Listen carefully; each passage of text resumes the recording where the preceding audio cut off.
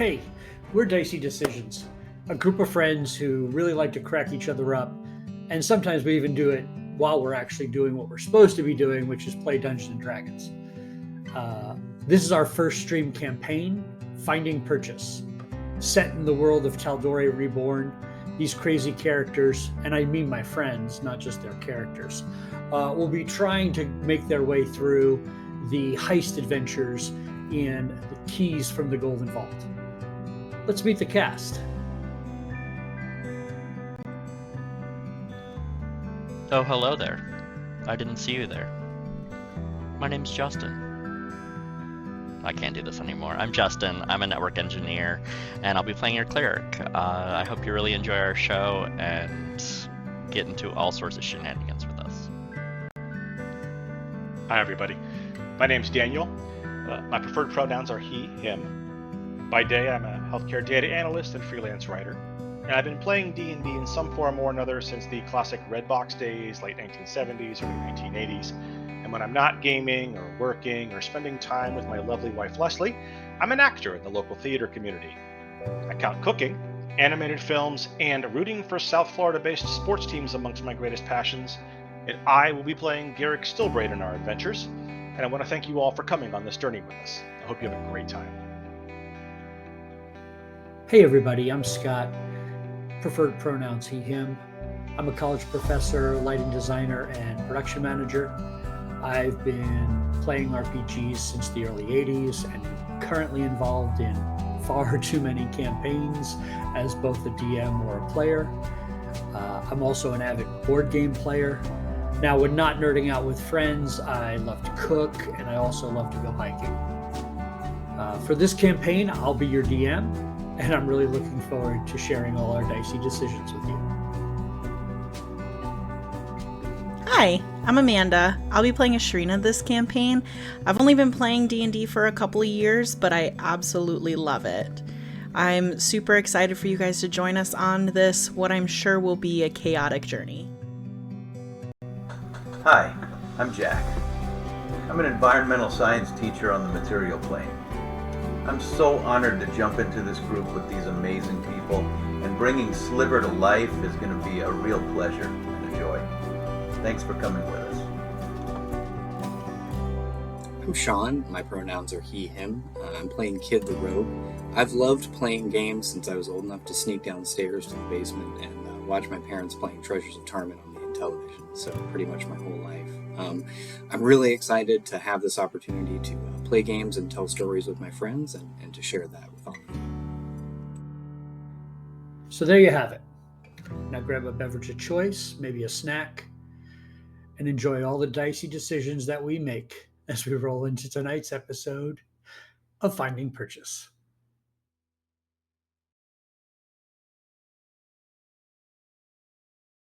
Or a left nut. I think we only have one nut. I think there's one nut. We've got both. I've got both. You got both nuts? We've got lots of nuts here. Hi, everybody. We are I don't. Dicey Decisions. This is our campaign, Finding Purchase. Tonight is, I believe, episode 28. 28. Of our campaign of these high-stake heists set in the world of Tal'Dorei from Critical Role. Our players are, their characters are all agents of the class, based out of the city of Amon.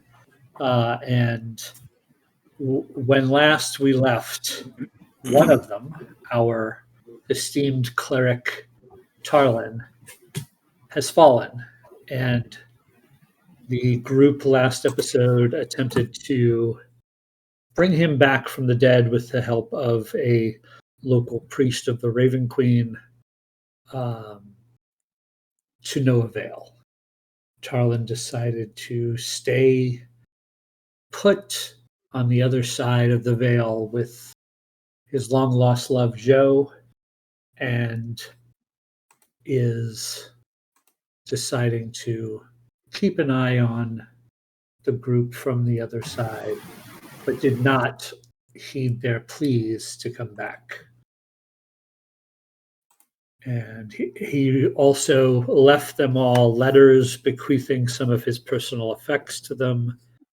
And when we wrapped up our session, the group had just finished reading those, and we're standing in the courtyard of the backyard of the Bright Vagabond underneath what is now Joe and Tarlin's tree.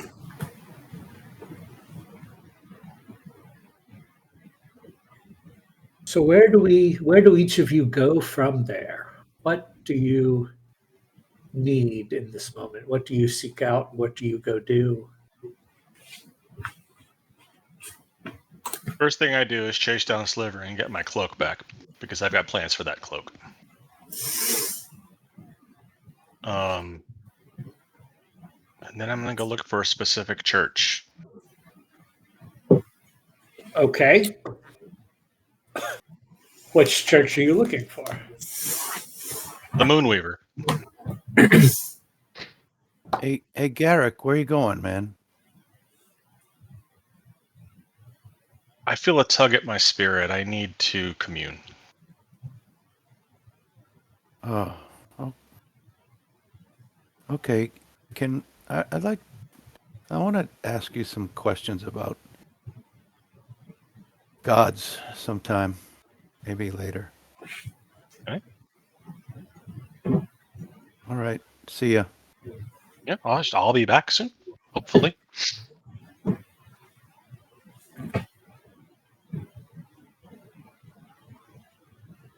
All right. So you head out. You know where the temple district is. Obviously, you've been to the Temple of the Raven Queen many times. And you head down to the area. And there is no official large size temple to the Moonweaver in Amon. Okay. But there are definitely a shrine. Okay. So it would be more of an outdoor reverent area with symbology, lots of offerings left, etc., etc.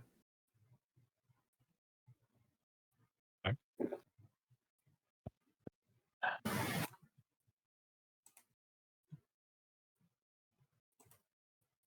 Is there anybody tending the shrine? You don't see anybody currently there, but it does look taken care of. So somebody in town is probably either tasked themselves with that duty or is possibly an officiant of the church, but you've not seen anyone here. Okay.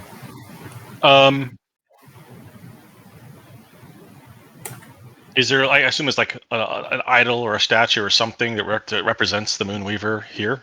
Oh yeah, for sure. Pull up the Moonweaver symbology here.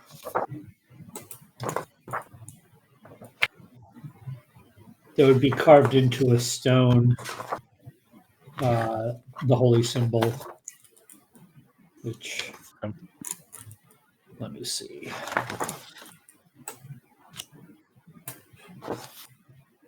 Looks like a moon with arrows going two directions around it, circling around it. And inside the moon, it kind of has what looks almost like a mountain peak in it. Mm-hmm. Okay. I will find a spot that looks like where you would kneel to pray. I carefully fold the cloak of displacement, but I do it so that the sentinel shield fits comfortably on top of it without touching the ground. And then I place that on the shrine, and I kneel down, bow my head, and say, Moonweaver, you once reached out to Tarlin and accepted his heart and his service, and I'm asking that you do the same for me. I have been avoiding my destiny of being a true protector. Always on the run from something because of how I was taught when I was younger and what I was taught when in the presence of those religious elders, the only ones I ever knew.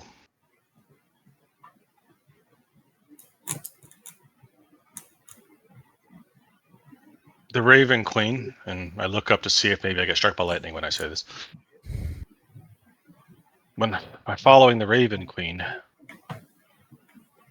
although my job was to watch the veil, the tenets of her specifically make it my task and the task of others to guide those who have passed into a restful afterlife. And after what I have seen recently, I realize, while that is a noble goal, if we are going to continue to watch the veil and protect those and protect the world from what lies beyond it, we need to focus less on guiding those who have passed into a restful afterlife and focus more on protecting the ones that are actually continuing to live. And I realize now that when my sister told me that I would find my way eventually, I thought she meant physically speaking, but I think it's clear now that my heart only belonged to the Raven Queen because she was the only one that I ever had given a chance to give it to. I want to protect those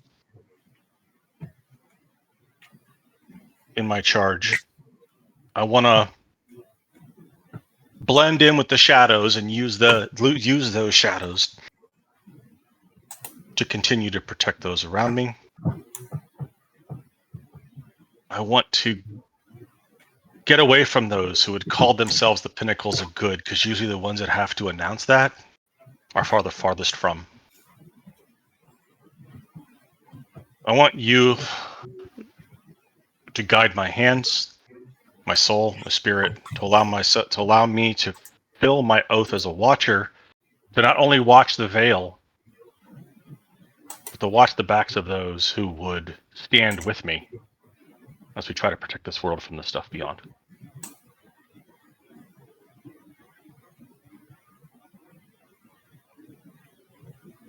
I take the vicious rapier, that first thing I got, and I lay that on top of the shield as well.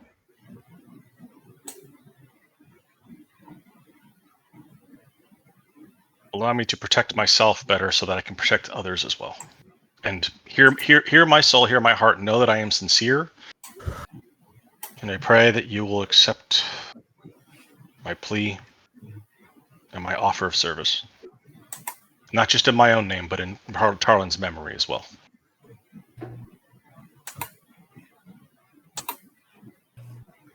You hear from behind the stone shrine, you hear a young girl's voice.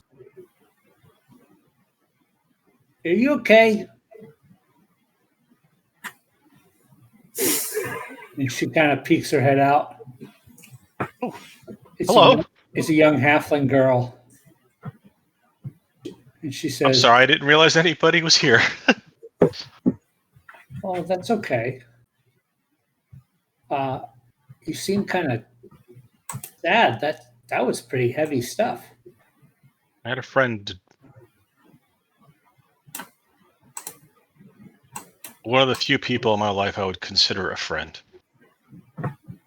died recently, and part of the reason was I was not doing everything I could to stand in between him and harm. And it's time that changes. Were you doing what you wanted? I think I was doing what I thought I was supposed to do.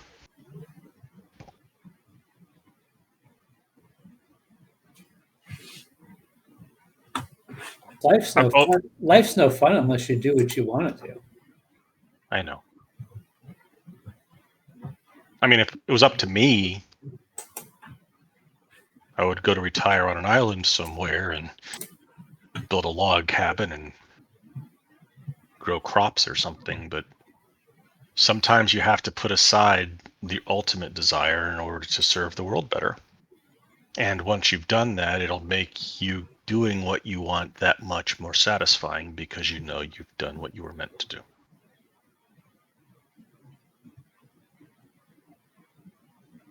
You put a lot of weight on yourself. Well, I did that when I promised to protect this world from those beyond the veil. And as long as I'm doing that, I've got to be prepared to pretty much do whatever it takes to make sure that that veil doesn't break. And if that means standing in front of it and putting everybody else behind me, so be it. She steps out from behind the shrine and looks at the stuff that you had set down.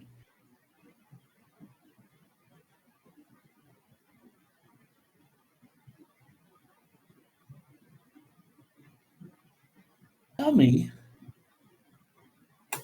what do you love?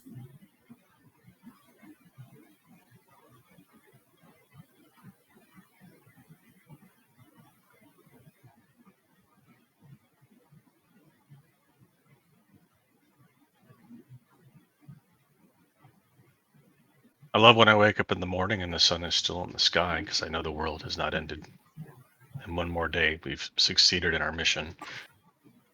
I love those I travel with because they are a great reminder of youthful exuberance, hope, and a reminder that sometimes you have to do what it takes and what's needed to be done in order to achieve the greater good, even if the rule book doesn't say this is the way that it's done. But mostly, I love my sister, even though I haven't seen her in years, and I honestly don't even know if she's still alive. And of course, I love my friend who passed away, Harlan. He was a cleric of the Dawn Father. Kind of rolls her eyes a little bit at that. What? Well, she just kind of points at the Moonweaver shrine. He later in his life, he also devoted some of his service to the Moonweaver. Because he was That's early on. conflicted. It was, but he was what you would call. He embraced both the light and he embraced the light most of his life, and as he came to start doing the things that needed to be done, that weren't necessarily 100% within the tenets of what you might call good. There was more of a shade to his soul, and I think the Moonweaver saw that and saw a way to use him for her ends as well.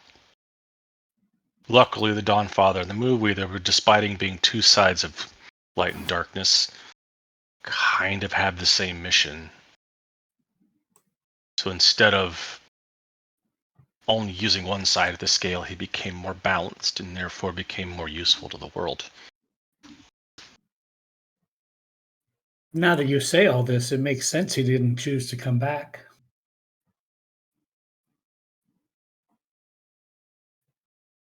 How do you know we asked him to? Indeed.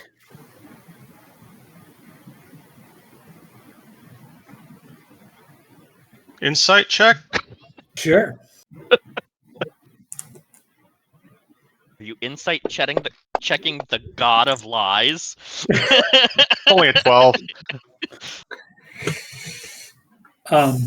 As you stare at her, you realize there's a faint, ever so faint bluish tint to her skin. I chuckle a little bit. Zombie halflings. That's overpowered. Zomblings. I should have realized. You did come to talk. I did. I did. You know my heart. Yes, but it is still very bound. Yeah. Find your passion and you will find me. And with that, she just disappears. Okay.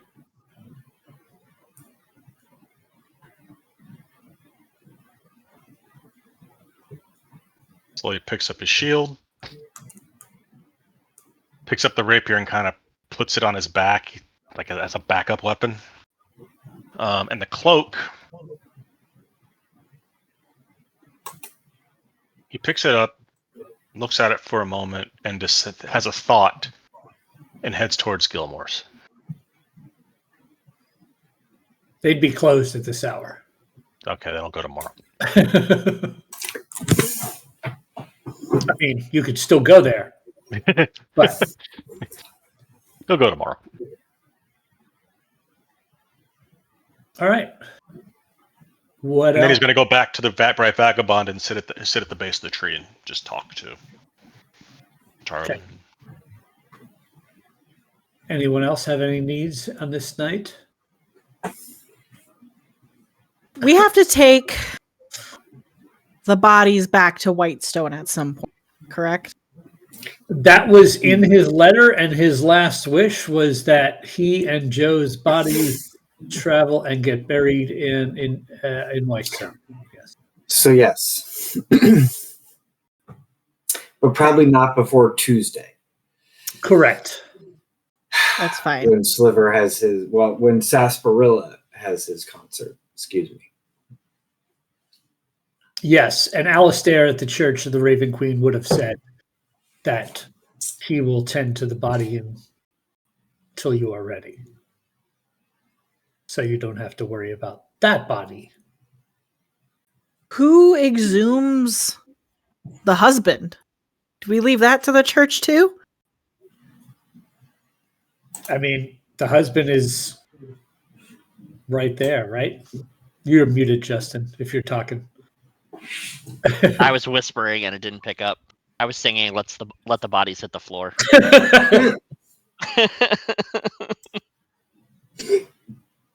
I mean, Joe's buried in the backyard, right? As far as I Shrina know. cannot be responsible for that body. Garrick will take ownership of that, and if he can't dig up the body himself, he will ask somebody from the church to help, and will use this opportunity to cast ceremony to preserve Joe's body so that nothing untoward happens while we're exhuming him. Sure. Are you wanting to exhume him now? No, we need to go to Gnome Depot and get some caskets or something to carry the bodies in first. I don't think we want to carry the remains. Are we building our own caskets? I don't think Gnome Depot just sells caskets. If anybody in this town does, it would be them, right? Or maybe a church that has like a surplus or something. I don't know, but they've got to sell them somewhere. I'm very concerned about the IRL Gnome Depots that you're going to.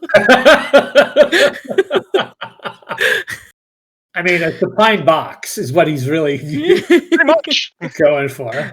Ashrita needs to go to Gnome Depot anyway, so she's got some things that she would like to get. But since they're closed tonight, she's gonna go inside after having vented to Joe and reading her stupid letter. And she goes inside. She goes down into the basement and grabs her sacks of flour and just starts throwing them around the room. She's just really angry and she doesn't know what to do in this moment. So she's just chucking bags of flour across the room. So she throws it, runs over, picks it back up, throws it to the other side of the room, and just does that until they burst, and then goes and grabs another sack of flour and keeps doing that for a couple hours till she's too tired, her arms don't work anymore. Make me a perception check. I don't like that. Roll for initiative. The flower has all become sentient. 8. Okay. So you hurl sacks of flour around until you either exhaust yourself or run out of sacks of flour.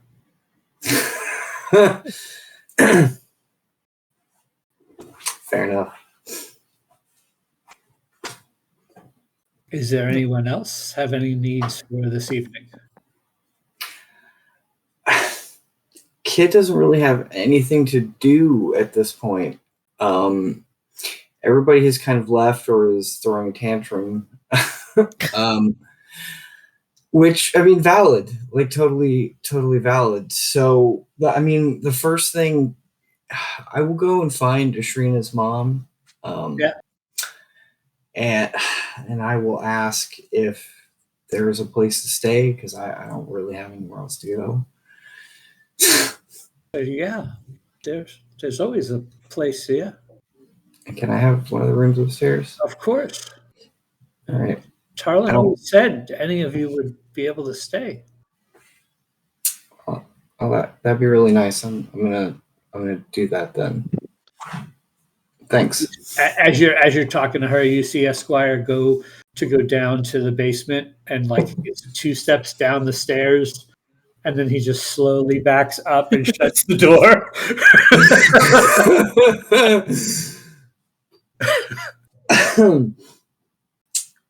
He's like, "I'll clean that up tomorrow." And then, kind of finding myself at slightly loose ends.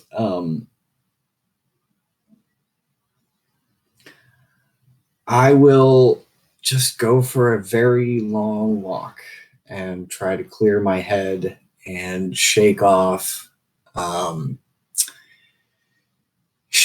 effects of being face to face with Gundrick Meyer for the first time in a few years. And also kind of just shake off just kind of take advantage of the last kind of time that I have sort of anonymously, just sort of stalking the streets of Amman without anybody paying any attention to me. Just try to clear my head. Sure. It is a blissfully quiet evening. The town has settled back into some normalcy after the tremors. And you're able to walk where you please and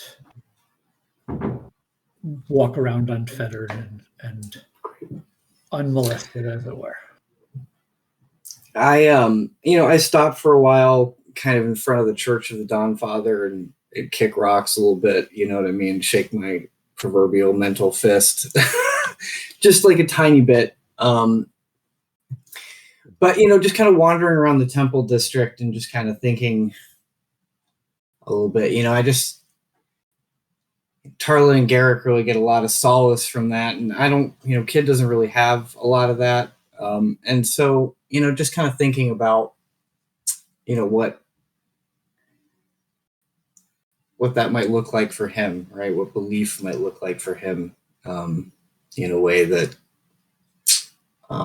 maybe he hadn't thought about it before, so he's just kind of walking around. Excellent. Okay. Sliver stands around outside the vagabond for a while, holding the letter, kind of shifting from left to right foot for a while, just waiting for something to happen. And one by one, everybody goes their own way. And Sliver walks away, not knowing where to go or what to do. Folds up his letter really carefully, shoves it into a pocket, Fuck you, Tarlin. Fuck you too, Tarlin. Fuck you. Fuck you, Tarlin. And intends to head home. Down into the crater. But his feet take him to his favorite spots, and he winds up crawling up on the roof to look out at the airships. Well, it's night, so they're not doing anything, but he sees the tower. He looks at the alabaster lyceum glowing like a beacon in the center of the city.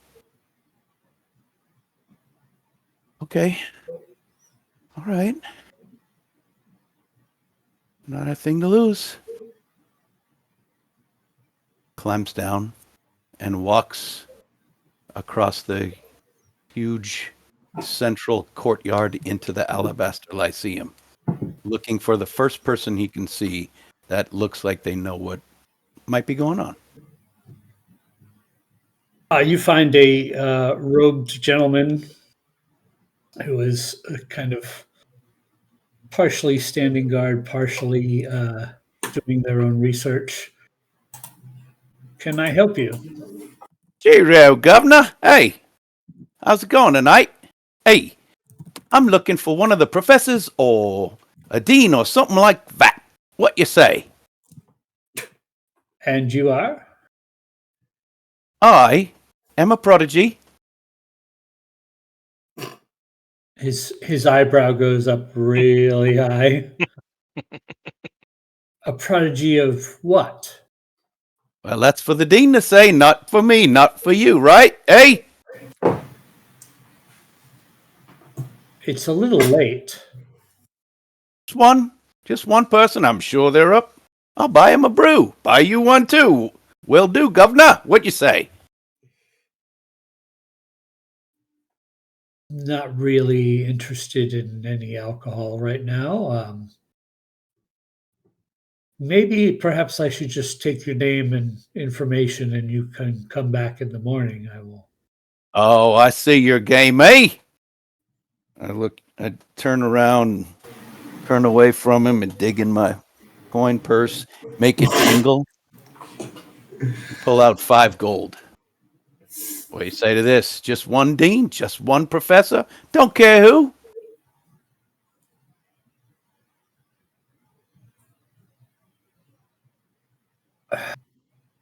You're not going to leave, are you? You can be right here with me. Ain't gonna hurt no one. Just want to talk.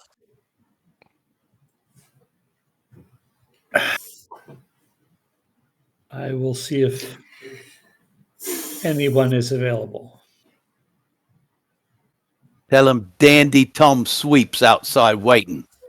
They'll come see me. Or they should. Dandy What's that, Governor? Tom Sweeps. That's right. Can't forget that one, can you? Not even if I tried. Wonderful. Well, I'll be waiting right here. Make it snappy, and there's a little bit more in it for you. And he turns and... Does he take the 5 gold? Yes. Okay. He heads through a door.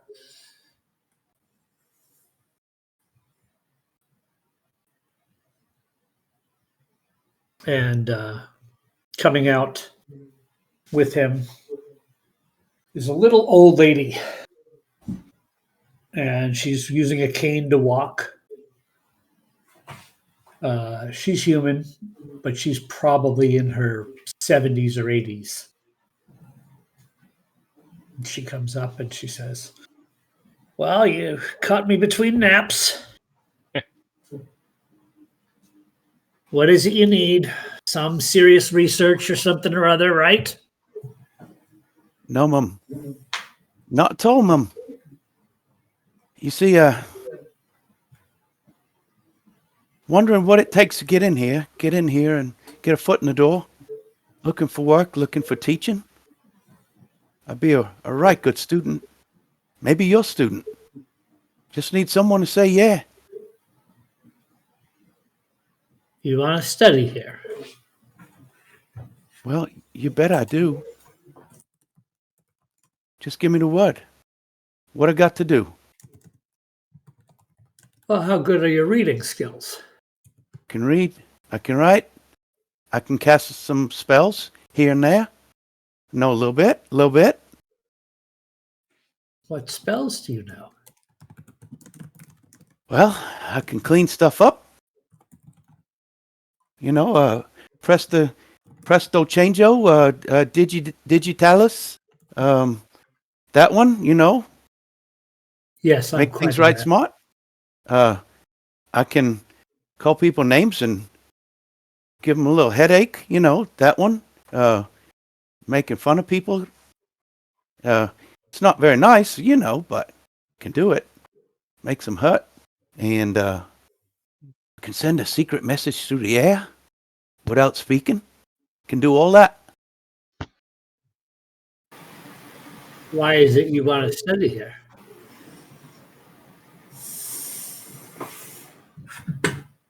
Got really good reason. Really good reason.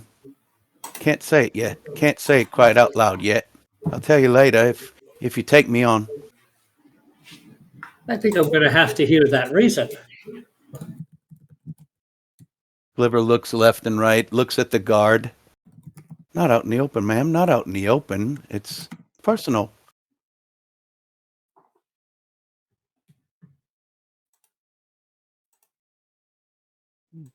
Fine. How about some tea? Tell you what, ma'am. I know you're in the middle of a nap. Or between them. Can I come see you tomorrow? At a decent hour. Don't want to impose. Decent hour. Take the tea. I'll bring pastries. What do you say? I think that would be fine. What? Yeah, let's say make it 10 a.m., 11, 10, 20, 10, 15, 10:30. Any of those will be fine. I kneel down in front of her and kind of touch my forehead. Thank you, ma'am. Thank you. I'll see you in the morning. Oh, name's Tom Sweep. I stick out my hand. I'll bet, Tom. I am Professor Winifred. Professor Winifred. Professor Winifred. Won't forget that one. Winterford. Right? Winter? Like cold? Winterford. Just speed it up a little, not as many syllables. Winifred. All right. Winifred. Gotcha. All right. Thank you, ma'am. Thanks for listening. And I waved to the guard and truck on out of there and head for the airship dock. All right. Climb up there to the dock master's office or whoever happens to be on guard. Okay. There are several sailors out there, but they look like they are wrapping up for the evening. No more flights in and out. Just go up to one sailor. I pull out a silver piece. Hey, bud. Got a minute? I show him the silver in my hand. That'll get you a minute. He holds his hand out. Put it in his hand. Listen. Seem like a fella who knows. How do you get on board one of these ships? Get the fuck out of here. I want to work. I want to fly. I want to learn everything there is to know about the air seas or the winds or whatever you guys call them up here. I've been on one before. Didn't make me sick. I'm strong. I can work. What'll it take? What does it take? Who do you talk to? I mean, you would talk to the harbor master in the morning when they're here. Easiest silver I've ever made. And are they looking for folk? Always. But you got to pass the test.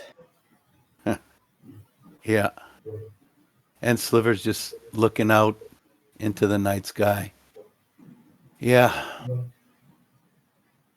right. Most folk come looking for a job like this are either running to something or away from something. Which is it? Well, probably all them people would say the same thing. None of your goddamn fucking business, right? I suppose it's not. But I'm right, aren't I? Well, if I told you yes, then I'd be telling you, yeah. Well, it's one or the other. You don't have to tell me which, but I'm right. Well, I just did say I wanted to get the fuck out of here, so. All right. Hey, name's Rafe. You? Will. Thank you, Will. Appreciate it. Get some rest. Yep. Might see you later. And I climb back down and head back to my crack under the crater. All right. Evening passes for you all. It's the next day. It is now Monday. Tuesday night is Sliver's big show. So you have a day. How would you like to spend it? Or a day and a half, as it were.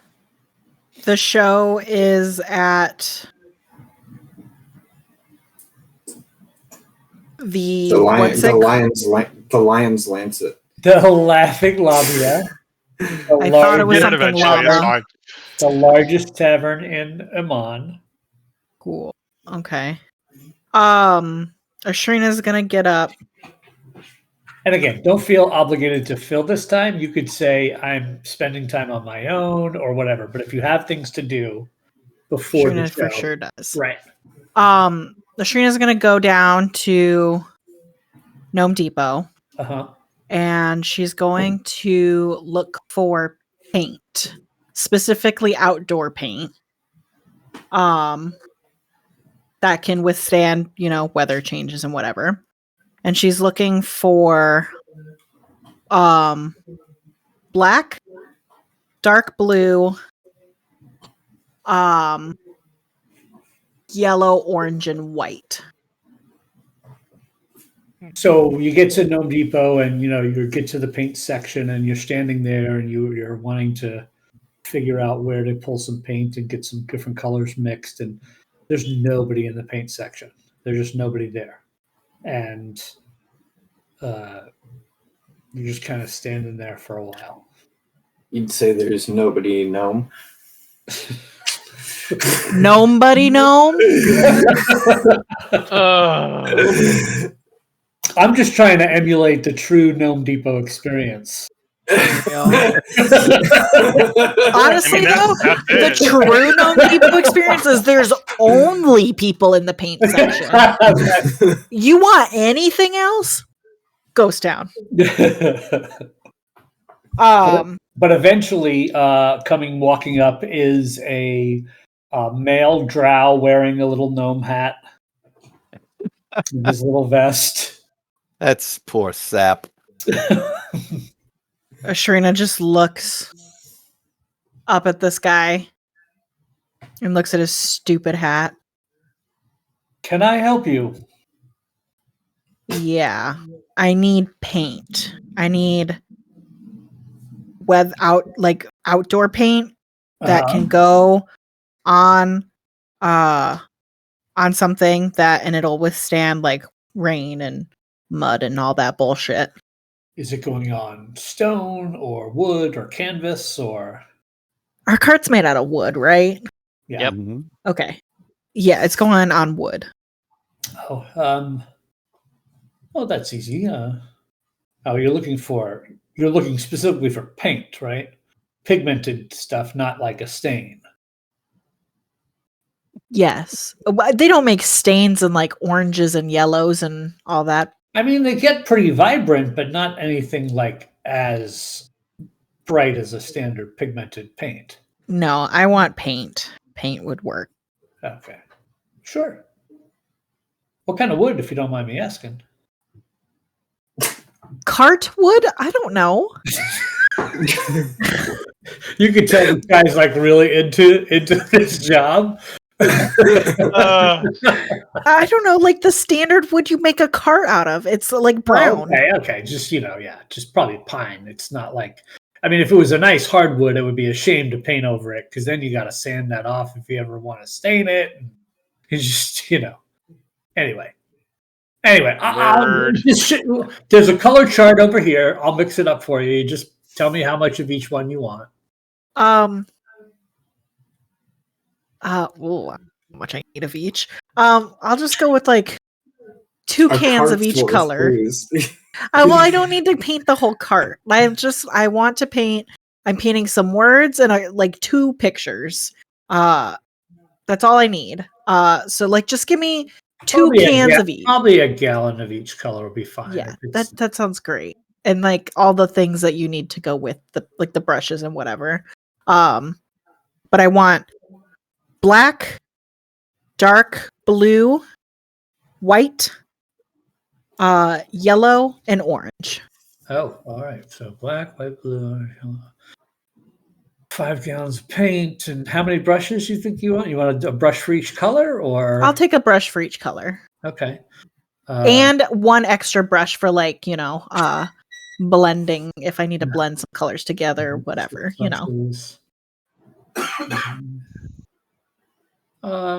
Speaking like a true blender. All wrapped up, probably run you about 8 gold. 8 gold. Well, this is good paint. Can I tell you something? Sure. That hat you're wearing? Fucking offensive. It's uniform. Yeah, your business? Fucking offensive. Well, sure, but I mean, what do you mean, well, sure?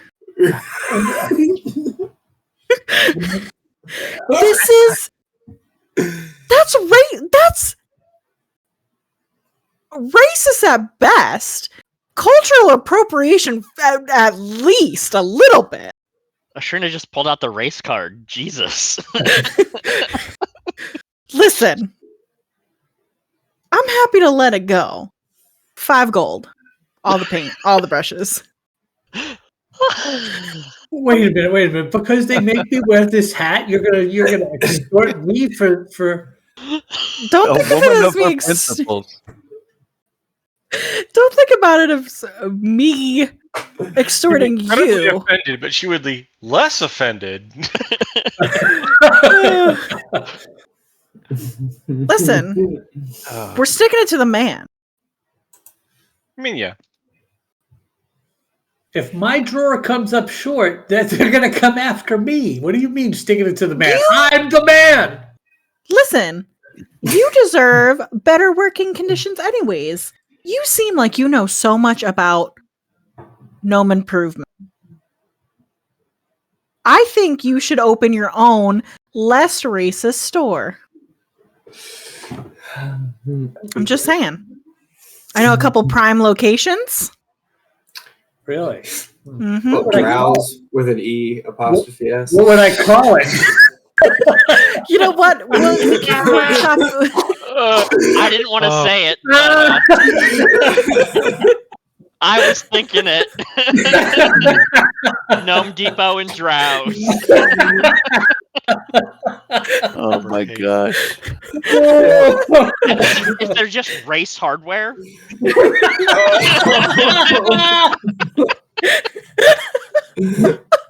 I mean, there's Harbor Hate as well. Oh my god. Oh, I am crying.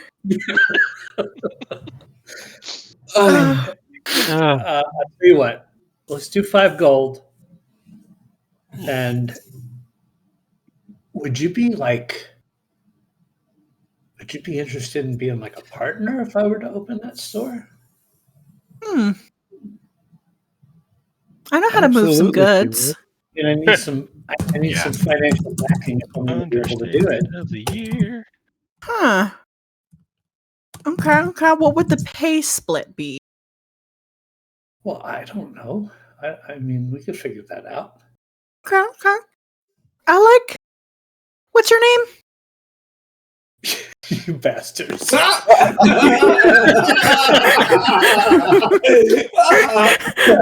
I've got to make new emotes. We're just gonna get sued by every Hardware store. hardware store. You know this indie D&D channel on Twitch? The motherfuckers dragging our name through the dirt. Calling us racist. We're gonna get cease and desist letters. He says, my name is, people call me Cal. Cal. All right, It's a Cal. longer name than that, but it's hard for some people to pronounce. Oh, okay. Well, if we're gonna be partners, I'm gonna learn your real name, and I'm gonna learn how to pronounce it. Oh, You don't have to tell me today. Sure. How about you meet me tomorrow? There's going to be an amazing performance at the Laughing Labia. And do you mean the Laughing Labia? I mean, maybe. I don't know. It's whatever place. Oh my goodness. Wow.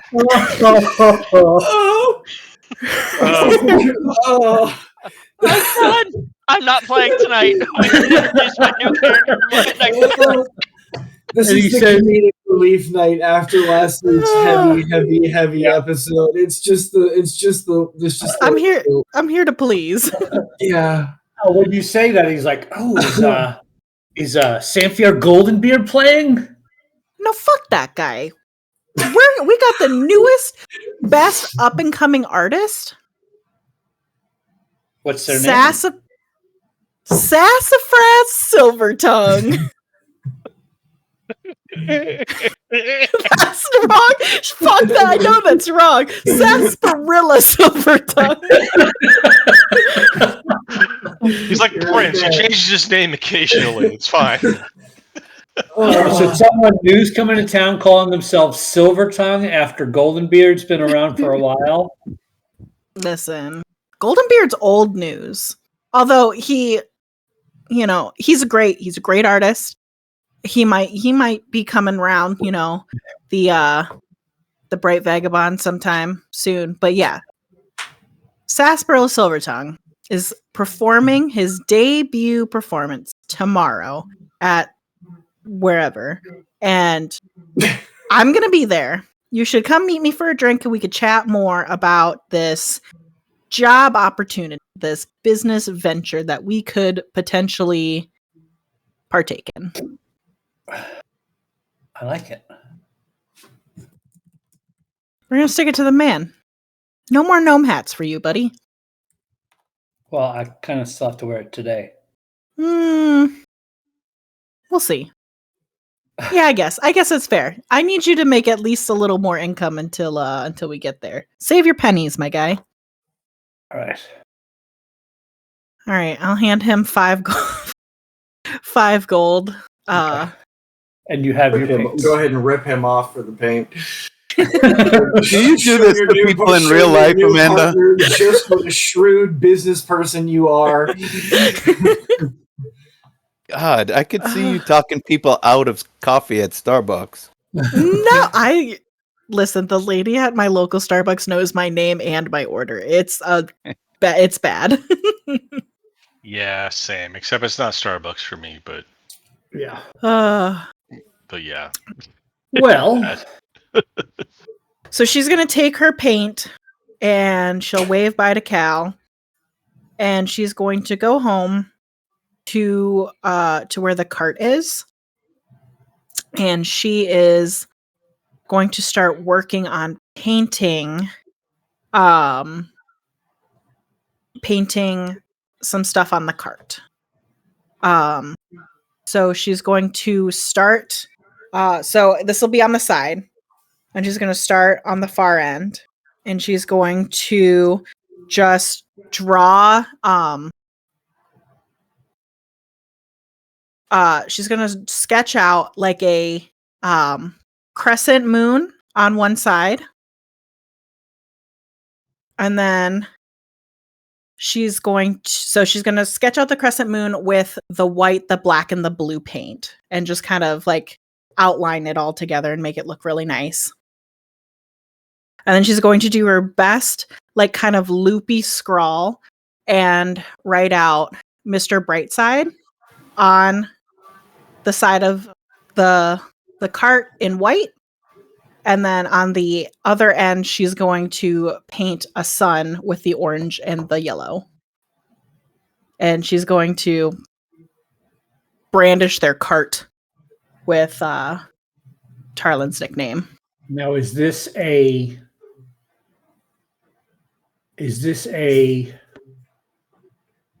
get it done kind of situation, or are you like taking your time and being careful? And she's taking her time and she's being super careful. She's trying to put, like, she wants it to look as good as possible.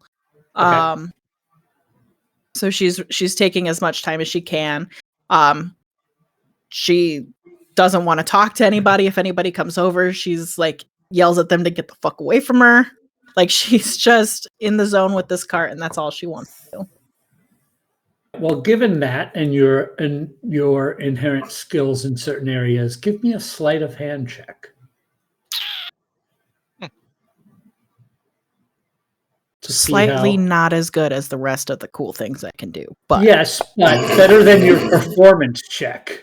Surely is. which is if it was just a slapdash artistic endeavor, that's what you were going to have to roll. She rolled a 15. Yeah, that looks really good. You're very happy with the way it came out. It took you the better part of the day to get it all done the way you wanted to, but you're pleased with that look.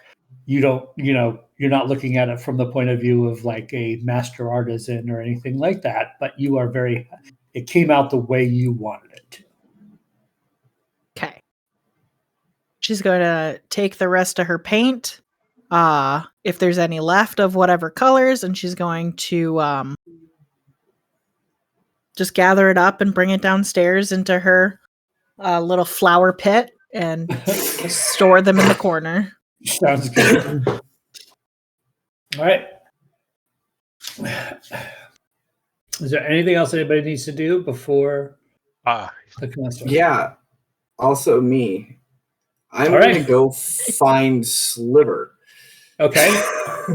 It's the day before the performance, and we haven't seen him since yesterday. Right. Not great. Need Bob. rehearsal.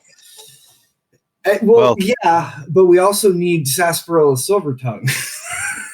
All right. So let's do what Jack's intending to do, and let's see where you can. Yeah, let's see if I end up managing to interrupt him. Right. I've got to go see Miss Winifred, Lady Winifred, Dr. Winifred, whatever. So you go talk to her. Yeah. And I bring her some pastries that I pick up from my old shop. And I say hello to the guard as I walk in. Hopefully I know where this person is. She probably told me. And knock on her door. And she lets you in. It's a well-appointed office, and she sits there and gestures for you to come sit and have some tea. She gladly takes the tray of pastries you brought and daintily picks one off and puts it on a small plate, and you could tell she's very, very excited about this pastry. Don't need to be shy about that, ma'am. Just eat your fill. Eat them all if you want. Mind if I have one? Oh, no. I assumed you would. Thanks.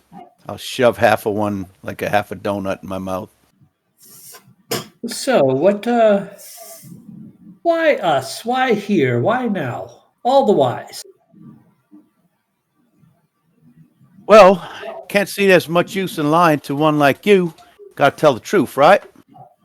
This You is don't not have my voice. to, but it makes so- it easier.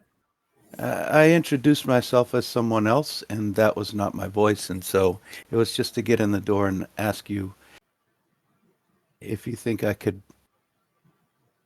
sorry for lying, but I do that really well. If you think I could learn something here and what it takes to, I've always looked at this place like the most beautiful, shining example of hope and beauty and everything, and never once did it cross my mind I could actually step in here. But last night when I looked at it, I said, you know what? What difference does it make? Why not me? I think I could be good. I think I could be good in a place like this. What passions do you have? What fields of study would excite you? I can play instruments and gosh, You're an artist. well, kind of. I mean, that kind. And I could lie to the best of them. I could tell you stuff that you wouldn't even think twice, and you'd believe me. I talk a really good game. Oh, we don't. We don't. Although many a performer have graced these halls, and I know many of you, your kind, no offense, would dabble in the more verbose side of um, well, you said lying. I'm not using a term you're not. That's going to offend you. I don't want to call you a liar to your face, but That's what I was told. I was taught to lie, and I'm good at it. But like you say, I can use my words. It doesn't sound like it right now. well, the Alabaster Lyceum is not a place where we seek answers. We seek the truth. The lies don't really have a place here. I'm not saying you don't. I'm just saying that particular skill set is not one we will foster or, and then she looks down over her glasses, tolerate. Ma'am, I don't know if I belong here or not. I kind of just came to see if. Just I get the sense you're not sure where you belong. Tell you the truth. That's about as true a statement I've ever heard. I don't belong anywhere. Or maybe,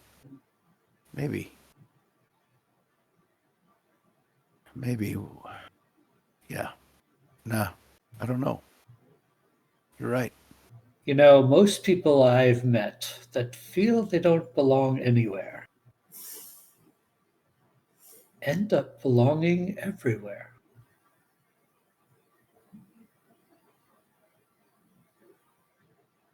So that mean that this would Say place you're would an fit me? artist.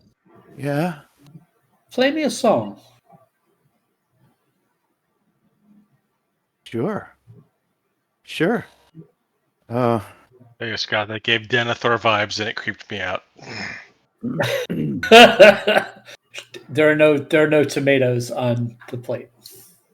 Good. Promise you. I can play any of you remember Frody? I can play most of his old. Well, he played so many tunes. I know you'll know some of these.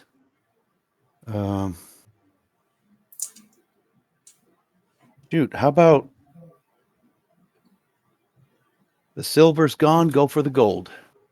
You know that one? It was super famous. Think so. Sure.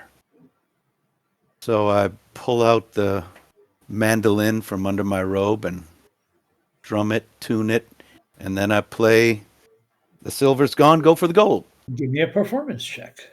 I shall. 812.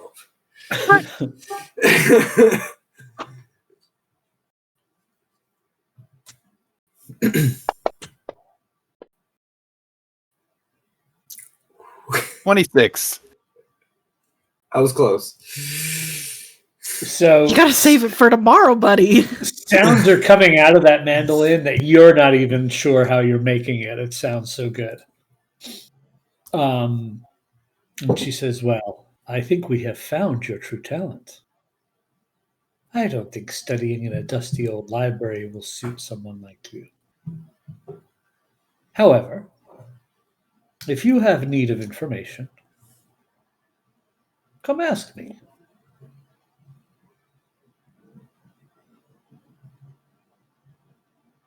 You're really nice. Well, Anytime. you just played the most beautiful version of that song I've ever heard. Thanks. It's. I You think have a it's gift. mostly I hold up the mandolin. It's mostly this, but yeah, I'm not bad. Hand that to me. You're yeah. Can I roll an insight check on her? I mean, Sure. I'm sorry. Hold on. Let me rephrase. Do I feel like I can trust her to Roll me hand an- over? Roll me an insight check. There we go. That's a 19. You get the sense that she wants to try to play it. A big smile crosses my face and I hand it over. Okay. So she takes it from you. She's like, "Now, is this the way you hold these? I've never done this before." Sure you have. I have not. Yeah. Of course, ma'am. That's how you hold it. Your left hand on the neck. How is an 8 performance of a song? I don't think it's the instrument, dear. And she hands it back to you.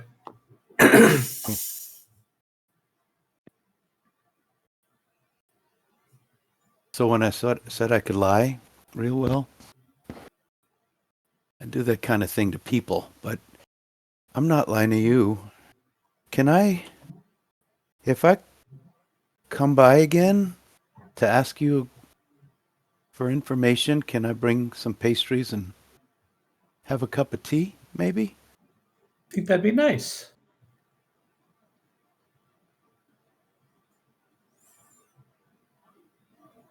Thanks. I have a show tomorrow.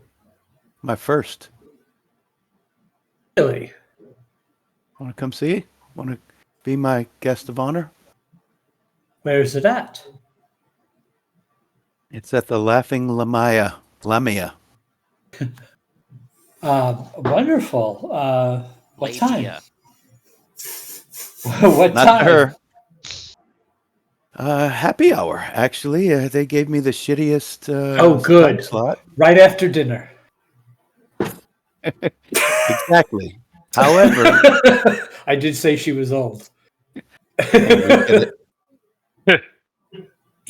could you do me a favor? And there's going to be a time when I ask everyone to sing along and just do your best to chime in. You sure? You just heard me try. You don't have to play anything. You just sing along. Just mouth the words, maybe, if that's all you can do. Of course. How Sliver has like instantly fallen for this old lady just because she invited him in. How nice does she feel? Like, is she grandmotherly at all, or just someone that I just met? What are the vibes coming off this lady? Give me an Vibe insight. check. Give me an insight check on it. We vibe checking the grandma. Grandma's got Not a riz. grandma. That's a 25.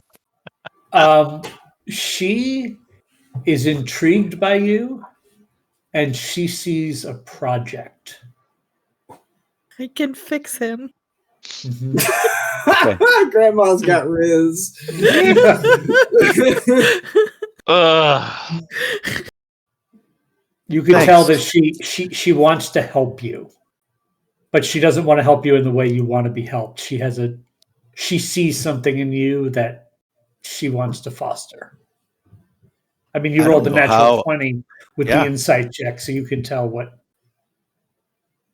And I don't know how I want to be helped. I'm just grasping at straws in every direction. So I take that for what it's worth. I know I better get out before I say something that I shouldn't or act a way that is too personal. So I'll thank her for the tea.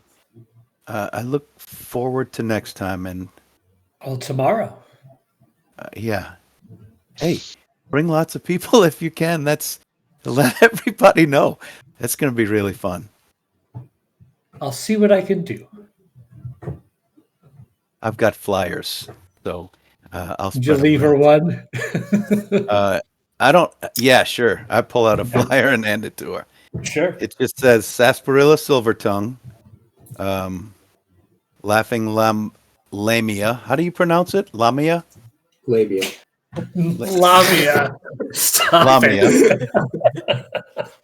I mean, that's what I heard. 4 p.m. or just happy hour. Great. Okay. Thank you, ma'am. Should I call you Miss Winifred? Madam Professor. Professor. Got it. Winifred. Cool. Replacing Just like Wadwick with Warwick. Winifred. Well, well, well. What a cool world. And I leave. You like my mandolin? Kid, you do a double take because you're walking past the Alabaster Lyceum, and oddly enough, Sliver's walking out the door. Yeah, well, right, because I wasn't really sure where to check, so the first place that I would go is to the airships, right? That's his Right. favorite place to kind of look out over the city, and right there is the Alabaster Lyceum. So I'm on my way to where he and I had kind of watched the airships before. Yeah.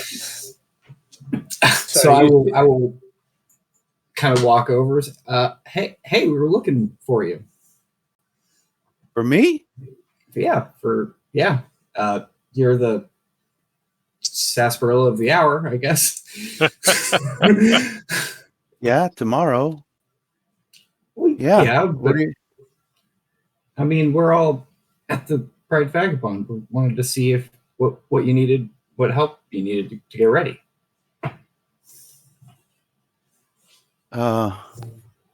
Yeah. It's really I important. look over at the airship dock and I say, yeah, okay, let's go, bud. Good to see you. How you doing?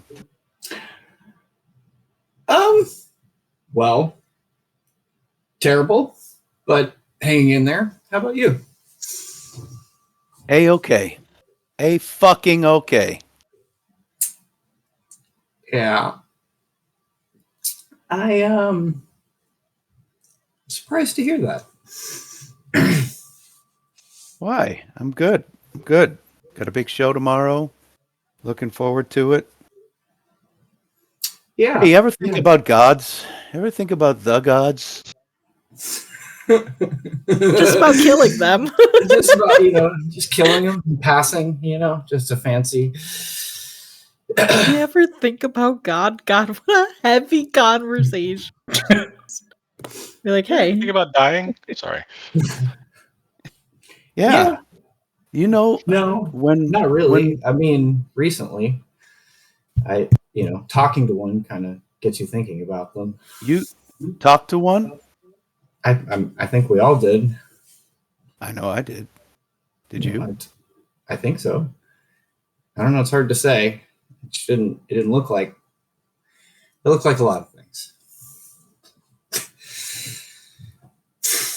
So, but yeah, I think I did. I know they're real.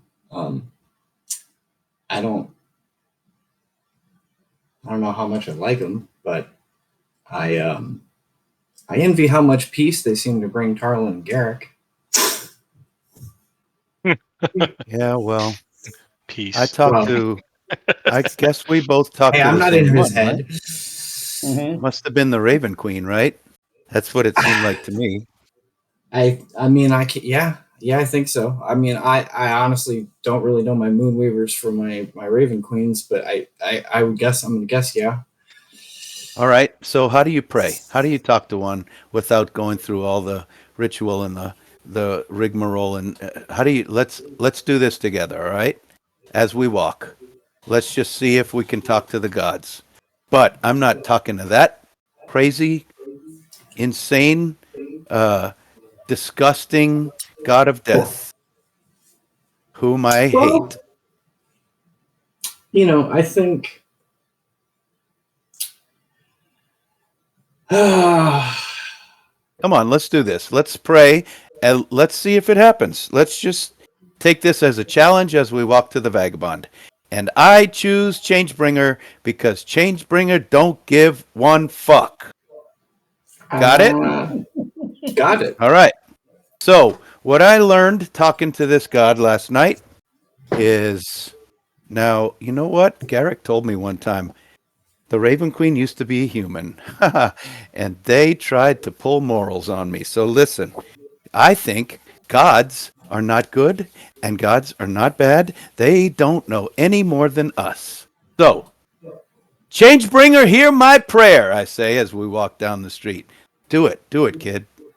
Changebringer, hear my prayer? Yeah. So we're praying. Hey, look, we're praying. I don't really feel very peaceful. I feel You don't need to be. I feel more anxious now. Is this just before the new plot of the book of Changebringer? You gotta be. You haven't asked for anything yet. You just said, "Hear my prayer." We're good. Ain't nothing gonna happen. So look, as we walk, you think in your head, you have a question for the gods. And basically my question, I'll tell you right now, does anything matter? And who decides what good and evil is? Because I don't think shit matters to anybody, and especially them. And so here's mine. And you could say yours quiet if you want to, and I don't care who's looking at me. Changebringer, show me the path. Put me on the right track. Show me the money. Perception check. What did you do, Ray? Me, Perception. I guess. 17. 12. So right as Sliver says this out loud, you notice he's about to step on a coin in the road. I will Sliver, you don't see it. I will just kind of grab his shoulder really quick, and I will just sort of point at the ground, and I will pick up the coin, and I will. Before you say anything, I grab your shoulders. See, motherfucker! I said, show me the money. There it is. All right. So you notice that it is a tarnished coin that is actually a gold piece, but it is old. All right. Now, that's a cool thing. You hold that in your hand. You asked your question and flip that coin. See what happens. All right. I will hold the coin out, and I will flip it, and I will just sort of look up, and I will say, now what? All right. So your answer is on the coin. Clearly. Look and see what side's up. I will pick up the coin, and I will scrape the tarnish off of it, and I will get a clear look at it. You see that this is a. It looks like the side that it landed on has a depiction of the city wall of Amman, and you would know that to be like the tails side of the coin. Got it.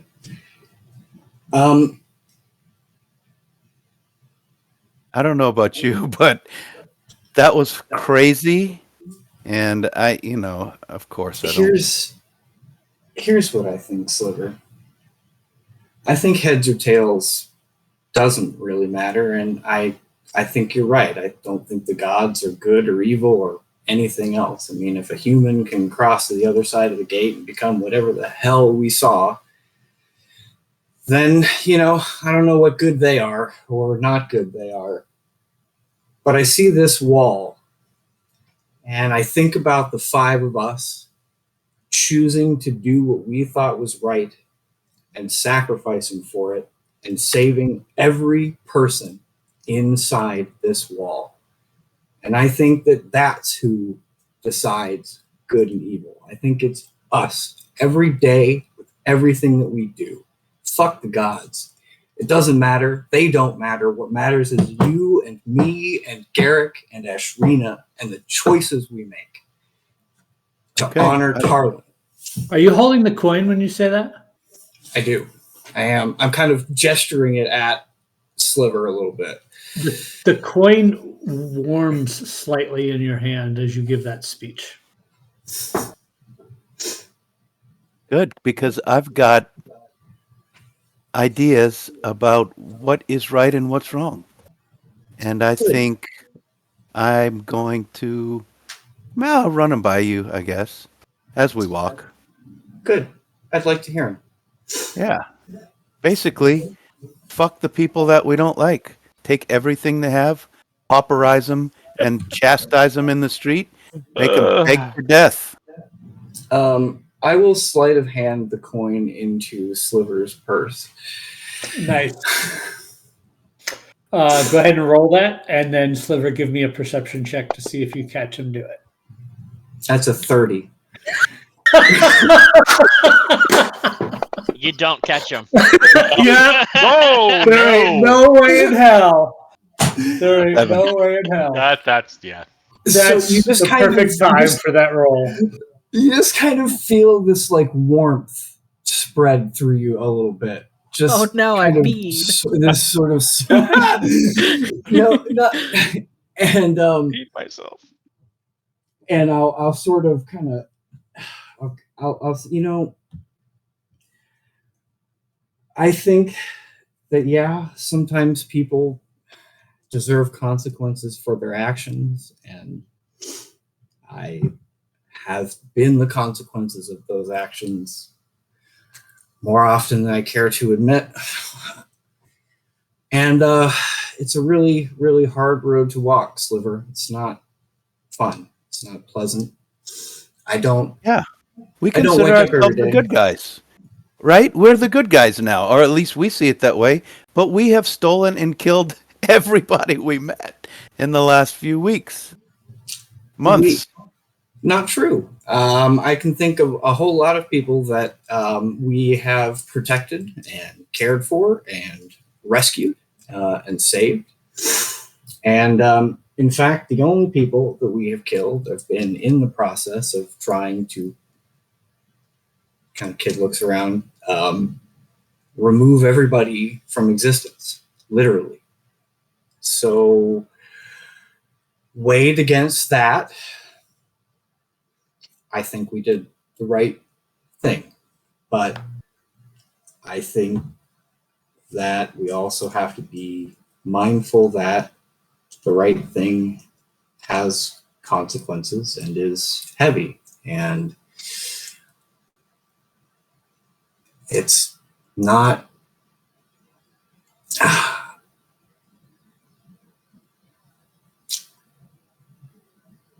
Come with me.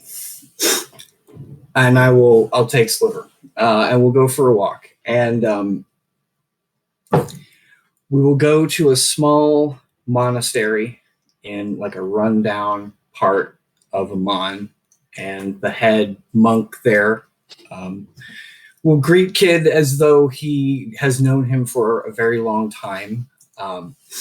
And Kid will just sort of, introduce, hi, this is my friend, Sliver. I've come to make my donation, and Kid will give a couple of 100 gold to the monastery, to the abbot, and for feeding the poor, like I do. And I will just sort of shake the monk's hand, and we'll leave. And he graciously accepts and thanks you for the donation.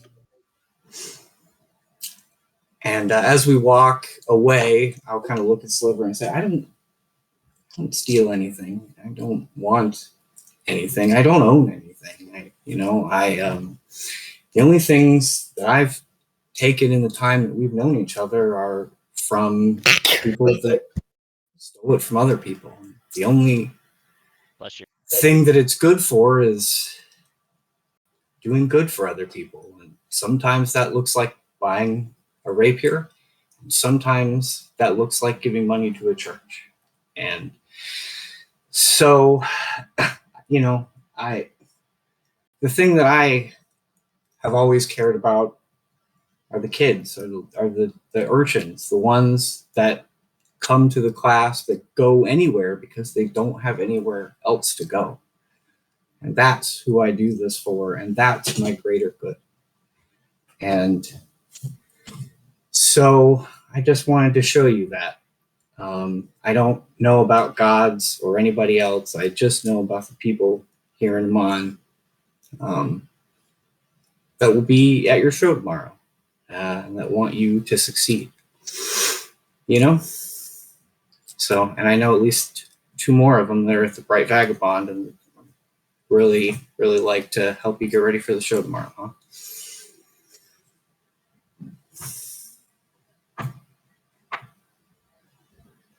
Hard not to be really, really, really, really fucking angry. Yeah, it is. And I think But we're what all you just very showed me, it's... Thanks. Yeah. I'm not really much in the mood to practice, but you guys might need it, so let's go. I'll show you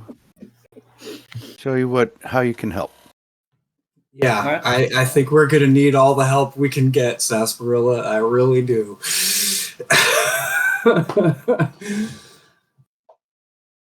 Okay, off to the Vagabond. All right. Anybody have anything else they need before the show? Eric has an itinerary. Mm-hmm. The first place he's stopping is Gilmore's. Okay. Walks in with the cloak. Find Simon. Simon! How are you doing today? Friend, how are you? Where's everyone else? I don't think I've ever seen you guys alone. Well, I don't know if you've heard, but we lost Harlan.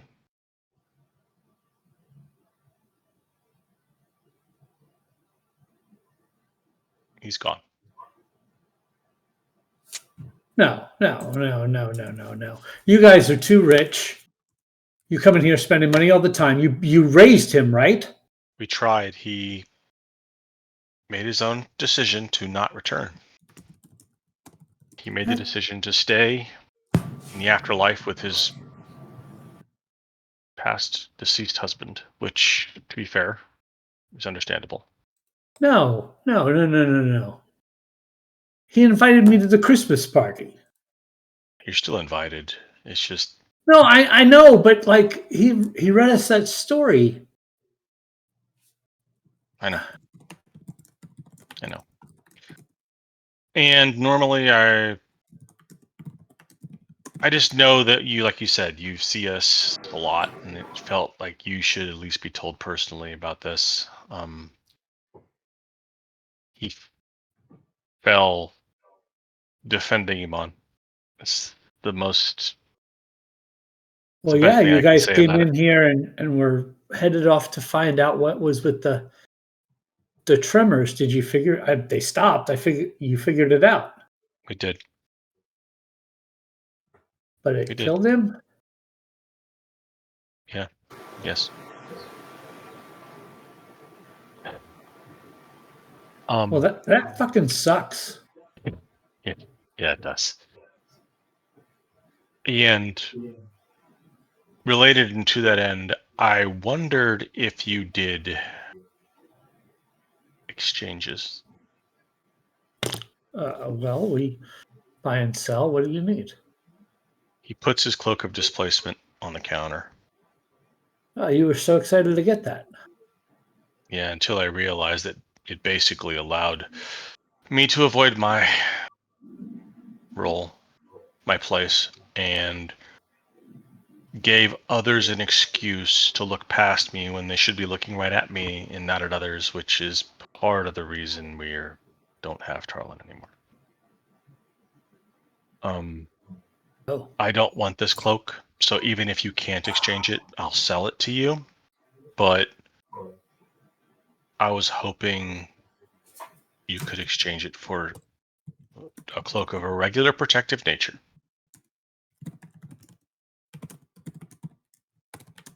well, not for nothing, but those are a lot cheaper. I mean, So, yeah,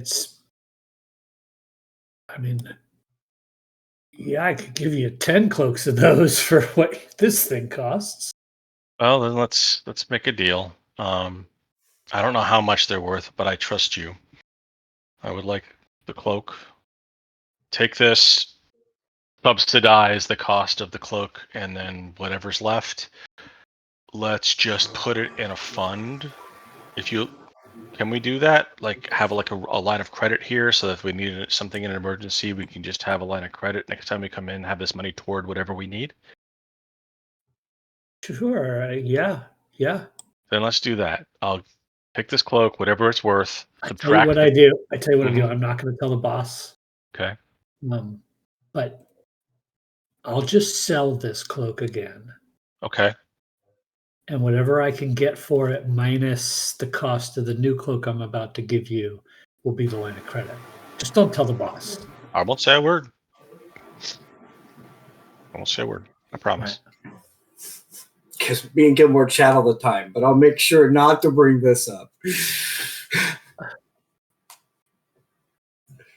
All right. So, cloak of protection coming to you. I'll get rid of this place.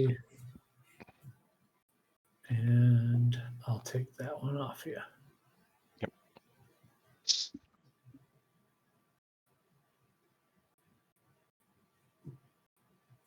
All right.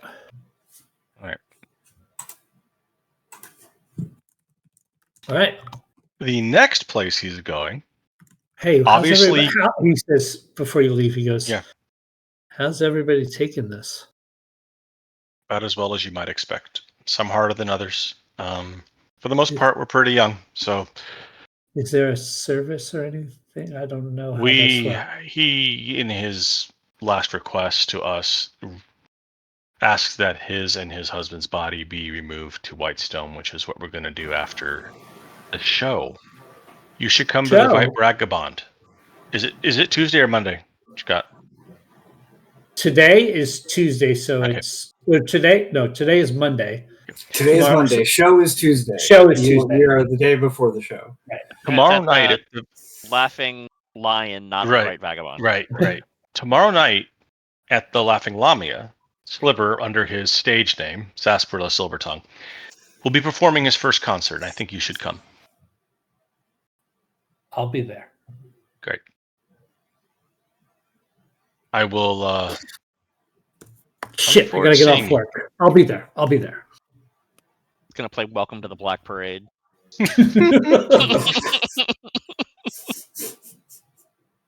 All right. Third stop. Mm-hmm. Actually, a second stop. Obviously, Luz is not a place I can go right now because it's destroyed. Luz doesn't exist, so yeah. Right. Where else can I go to find nice clothes? There are many other clothiers in town. I'm going to go to a nice clothing store, and Traitor. I mean, we can't. We have no choice. I would go to Luz, except he doesn't exist right now. I'm going to show them my tabard drape for the Raven Queen, the color scheme, and say I want something similar to this, but I want it to be black with pink trim. just like this, but make it Moonweaver. Correct. Okay. So they'll take that commission. They won't be able to do it today, That's fine.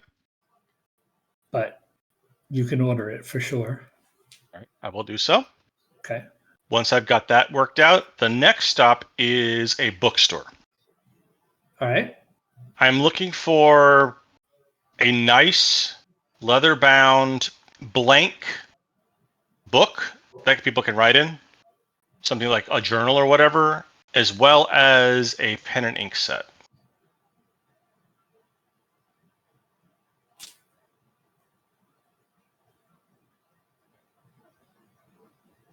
All right.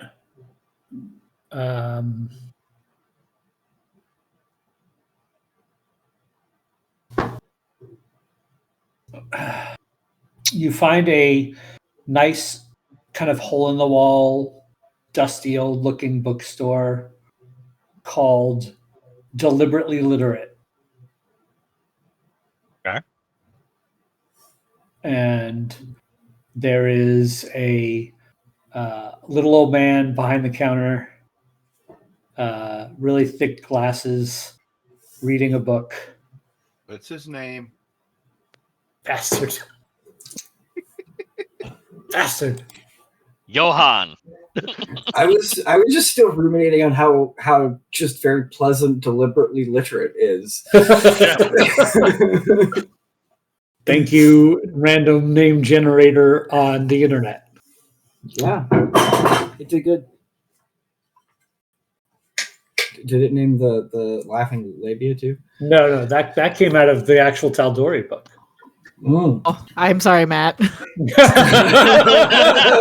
You're butchering his actual tavern? Yeah.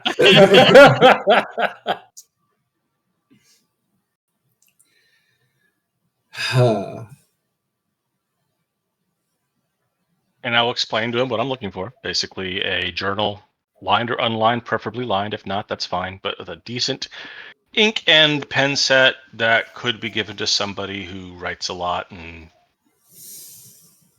Okay. passionate about that.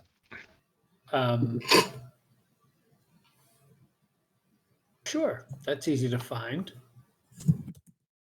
He pulls some out from a glass case, and he has several options for you to look at, just in terms of style, but they are all the same cost, so you can find one that I fits your want to fancy. find one that has like a darker theme, black or dark brown, with maybe like maybe image that's etched into it of a macabre scene or something like that. If they've got anything like that. No ravens, but anything else is fair game. Right. Skulls, candles, Yeah, some witchy stuff. Yeah, I'm sure pentagrams, you maybe. can find that kind of thing. Yeah. Okay. Think Hot Topic, you know? Right, exactly. I would like to get that maybe wrapped up. Oh, it's a gift, is it? It is. Oh, that's quite nice. Sure. Do you need some ink? Yes, definitely. All right, ink, pen, Mm-hmm. and book. Yes.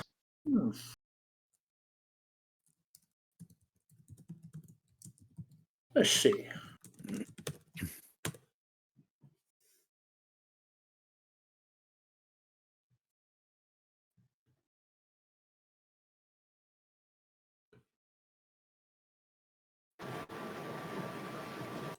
Oh, the whole kit will go for 30 gold, wrapped up nice as a present. That's fair. I will do that. I'll hand him that in gold pieces. And remove that from my total.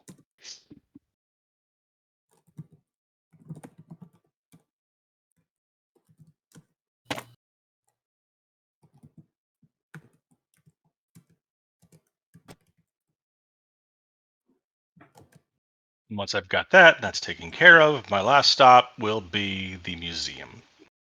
Okay. Oh. Yeah. All right. Sean and I saw this coming. Eric says, "I want to live." All right, so you find the museum. I will look for, and if I don't see her, I will ask about Francina. She's there. She's working. Okay. I walk up to her, make sure she's like not actively like on watch or anything. I don't want to get her in trouble. But Any more than killing her boss did, but I mean, I'm surprised they let you in. I know, talking about wasn't me. That was the other paladin. No face, no case. Yeah, it was a paladin of the Raven Queen. I don't know who that guy is.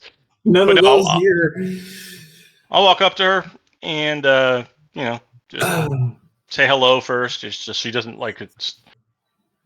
And I said, I'm here for 2 reasons, Francina. Actually, I guess 3. First of all, hello. It's been a while. Yeah, it sure has. Things have been kind of crazy. Yeah, a little bit. I've been very busy. Not always in a good way.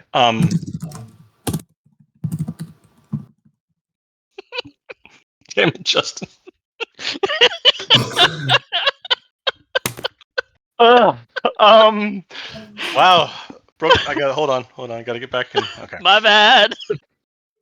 I will hold the package out to her and say, You guys are children. I'll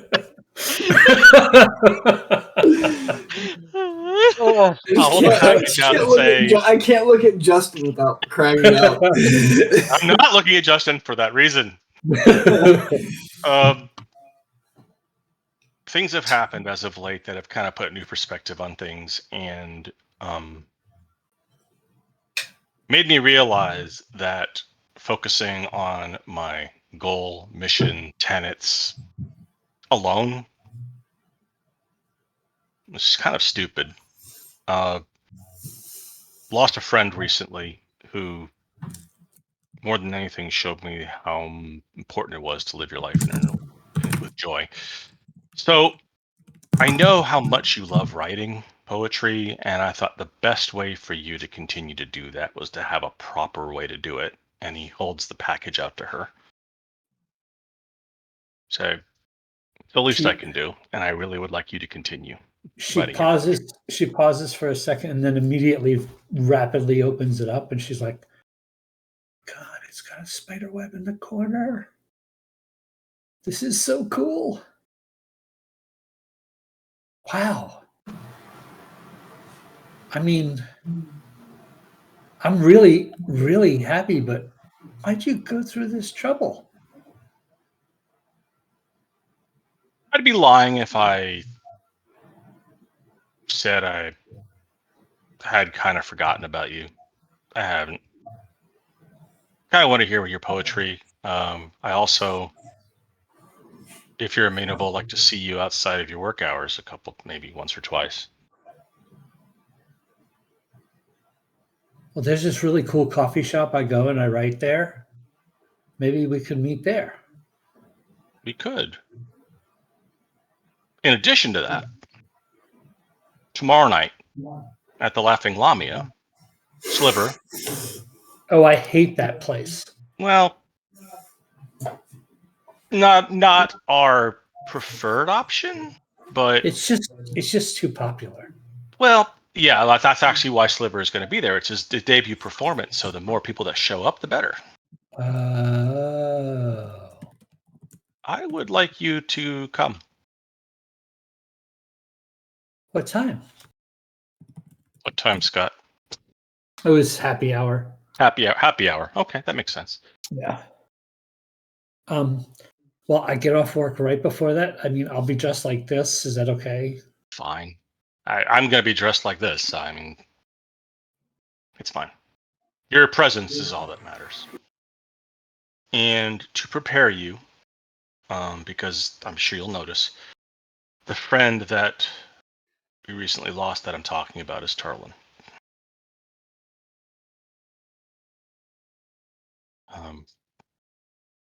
Was he the tall, skinny, brooding one that kind of just slunk around in the shadows? No, he was the halfling priest who basically Batman? One you never brought light saw? wherever he went. Keep talking shit.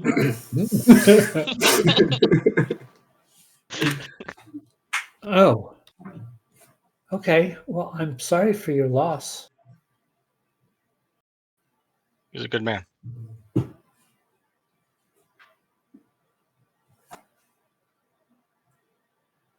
But yeah, I will. I don't want to get you in trouble while you're on duty, so we'll see you tomorrow at happy hour. Sounds good.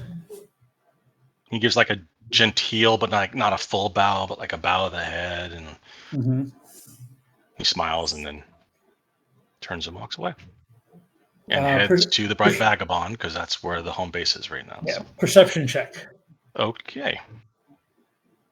Perception check. That would be a 17. Out of the corner of your eye, as you turn around, you see her clutch the journal to her body, and she's got a smile on her face. I don't do this outwardly, but internally I'm going, yes. Make us a performance check to see if we can keep that inside. Play cool, boy. Real cool. All right. So, without further ado, unless there is anything else, it's showtime. No, we've all had our quarter life crises. I was going to say fifth life, but then I realized it's medieval times, so none of us are living to 100, so that's fine. Oh, I am. Well, maybe Ashrina will, because she's a gnome. Assuming everyone here is going with Sliver. Yeah. Yeah, I have a business meeting. Right. No, I'm not. Right. You're not. But like accompanying Sliver, not like Your memory will you know. there. Like we are going there with Sliver, like Correct. together. Gotcha. Rolling up as a posse. What time Yes. are you scheduling to arrive, Sliver?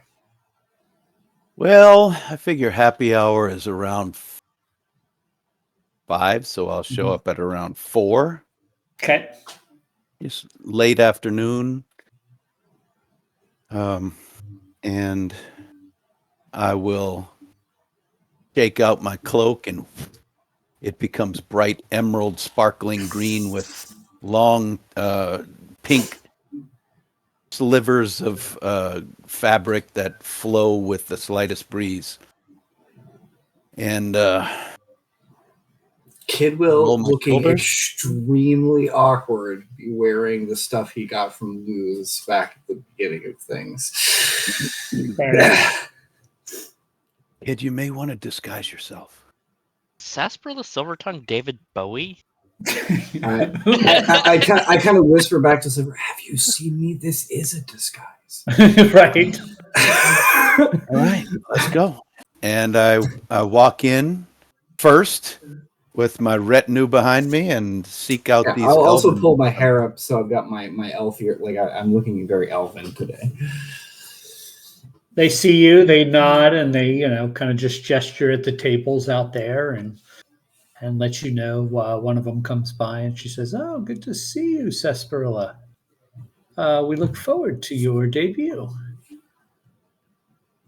Well, thank you. I've found these," and she pulls out one of your pamphlets. "You've been doing some press. That's smart." Well,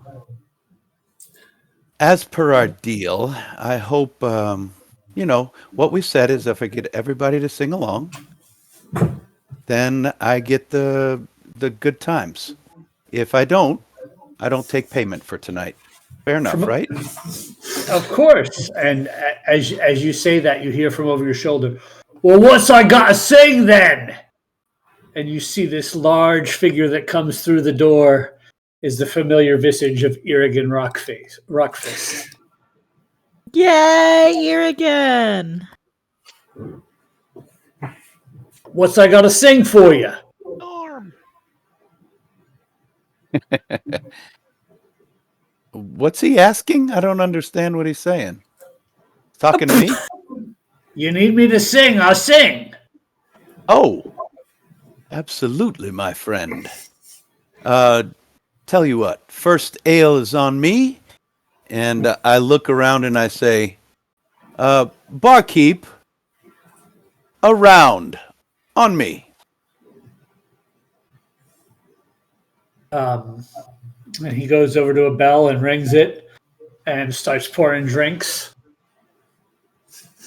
And the Wet throats do sing a lot better. It's true. You do. The elven old woman says, "Well, that's one way to get the crowd on your side." I wink at her.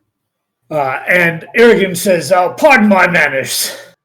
And he steps out of the way, and standing behind him, Justin, why don't you describe what they see?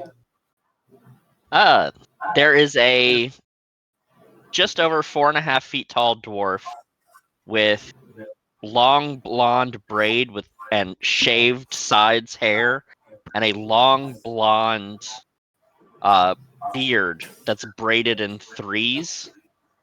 But the hair and the beard are a dirty blonde, and it's looking at his appearance, it's hard to tell if it's dirty blonde the color or dirty blonde hasn't showered in a long time. So Pigpen. His face is covered in dirt. In the creases of his face are like dirt that's been there probably longer than some of you have been alive. Ew. Dirt under the nails. He's wearing a breastplate, but it's made out of granite, and carrying a very ornate-looking dwarven staff, also made out of stone. He's got mason tools, a pickaxe, and a shovel on his back. But he's got these piercing aquamarine eyes and kind of a jovial air about him. Well, who is this, friend? You've got to be kidding me. Oh, It's this is my good friend Rurik. It's been a long fucking time, my guy. Pebble? Yeah. Pebble? Who's Pebble? That's me.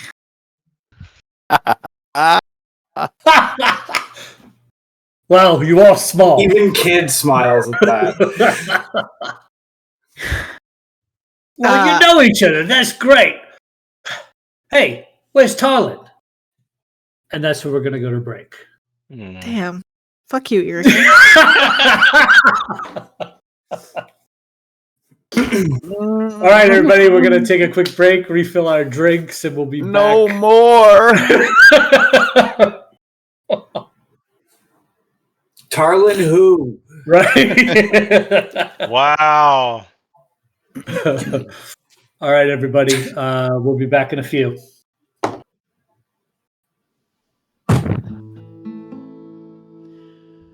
Apple pie.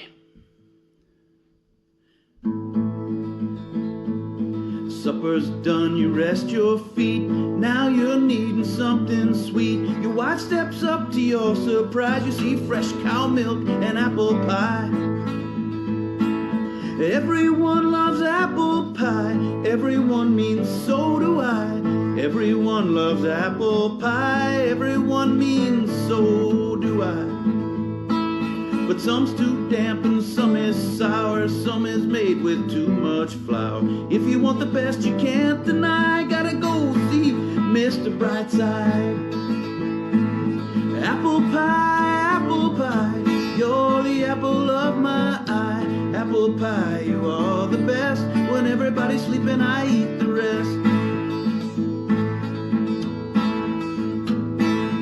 Soft and flaky, crusty, yum. I gotta go and get me some. Granny's apples, the whitest flesh, reddest skin, bright side's the best.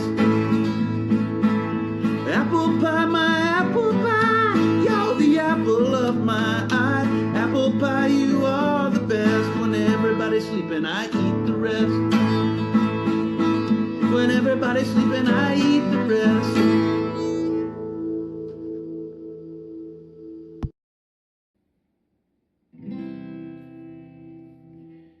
This is called The Ballad of a Crossbow Called Whisper. Sitting in a dusty storage room,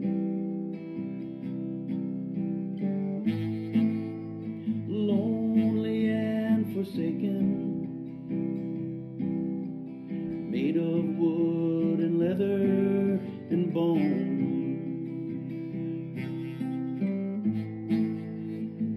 Magic in the making, hung a hand crossbow just hanging on the wall, waiting for a loving hand to call.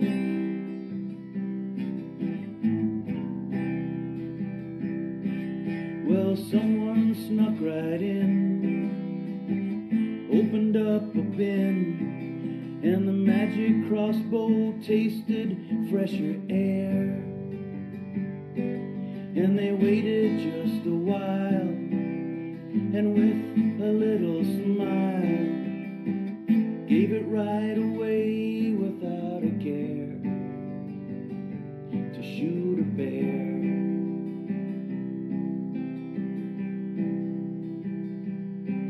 Well, the boy took it reverently in hand, and the teacher took a very guiding stand. So the learning how was quick and accurate. The goblin's heart was the first thing it would hit.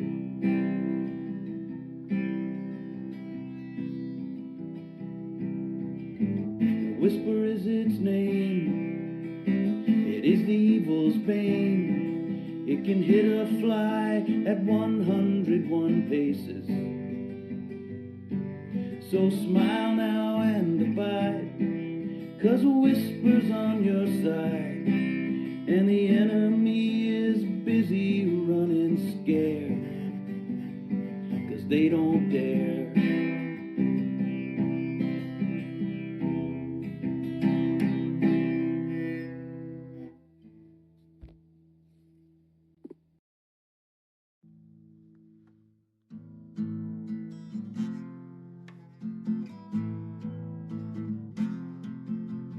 You get your first heist, the museum's a job. Got a crazy, dangerous egg we gotta rob. You sneak past security, and what's your reward? I find my paladin upstairs, macking on a guard. Well, now's not the time, buddy.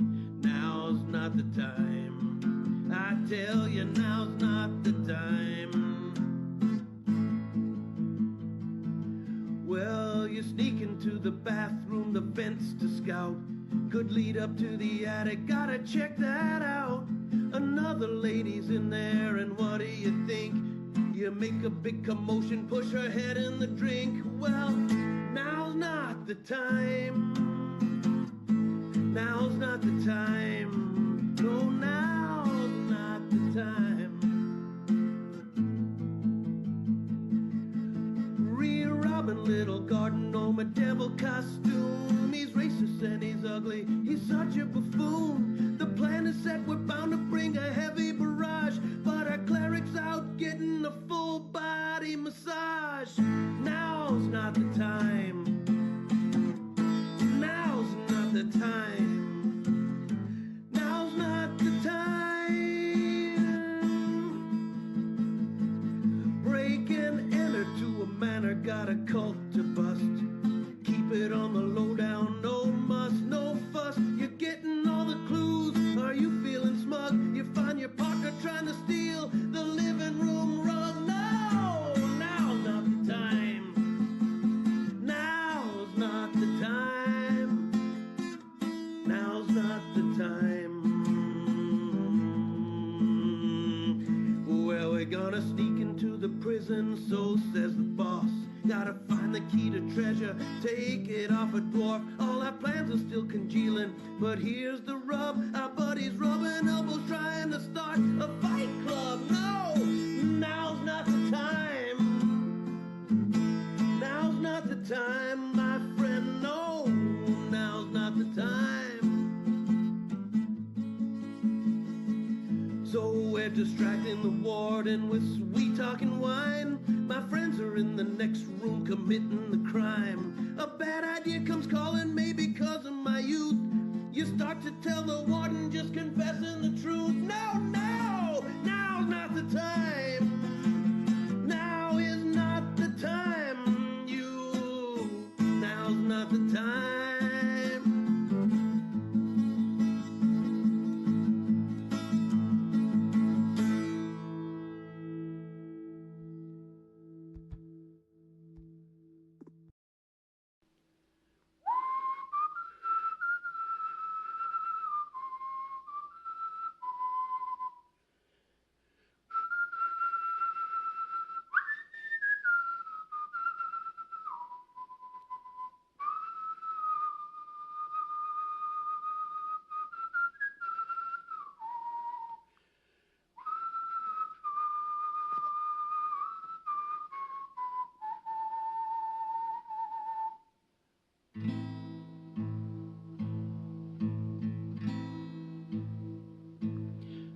What is life about?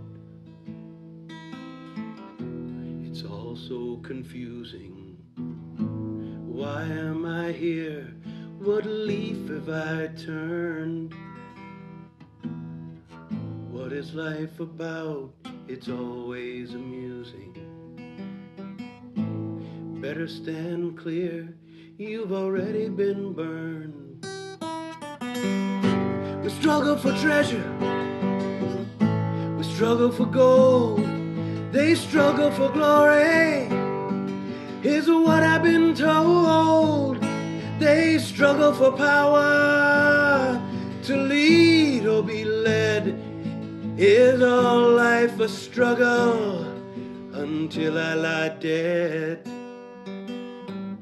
What is life about? It's all so confusing. Why am I here? What leaf have I turned? What is life about? It's always amusing. Better stand clear, you've already been burned. Hold the truth in your hand, then it is gone. You think it goes one way, but it's the other one. Complexion's changing, won't ever be fixed. We are grandfathers, fathers, and yet we are sons.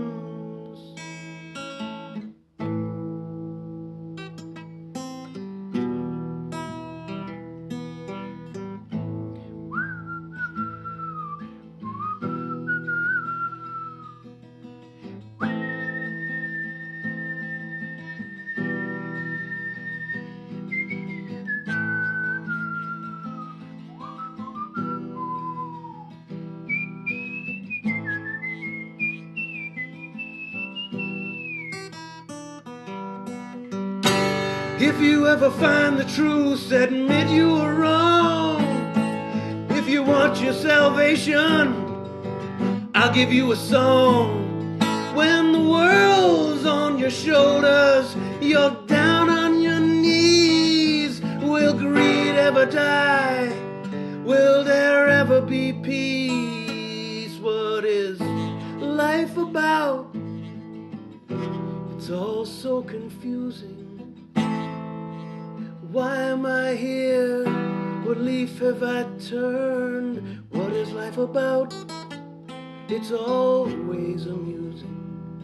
Better stand clear, you've already been burned.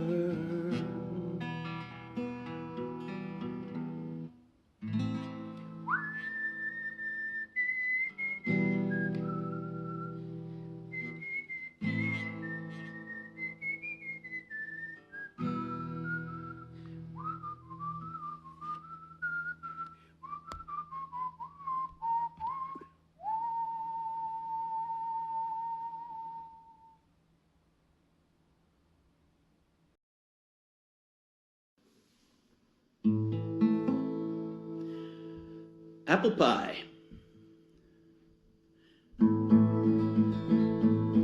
supper's done, you rest your feet. Now you're needing something sweet. Your wife steps up to your surprise. You see fresh cow milk and apple pie. Everyone loves apple pie. Everyone means so do I. Everyone loves apple pie. Everyone means so do I.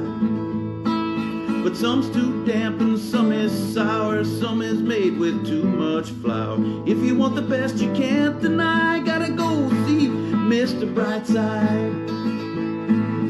Apple pie, you're the apple of my eye.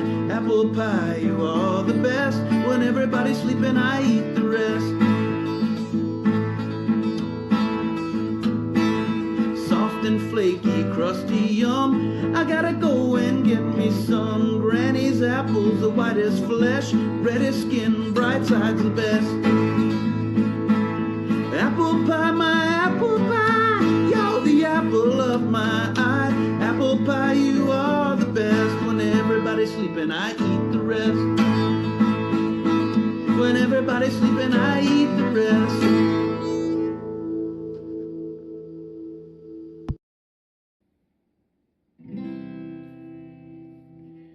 This is called the Ballad of a Crossbow called Whisper.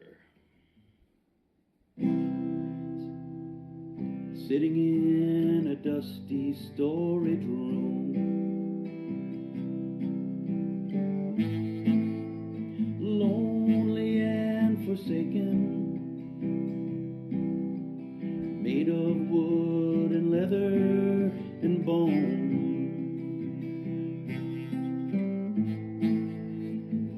Magic in the making, hung a hand crossbow just hanging on the wall, waiting for a loving hand to call.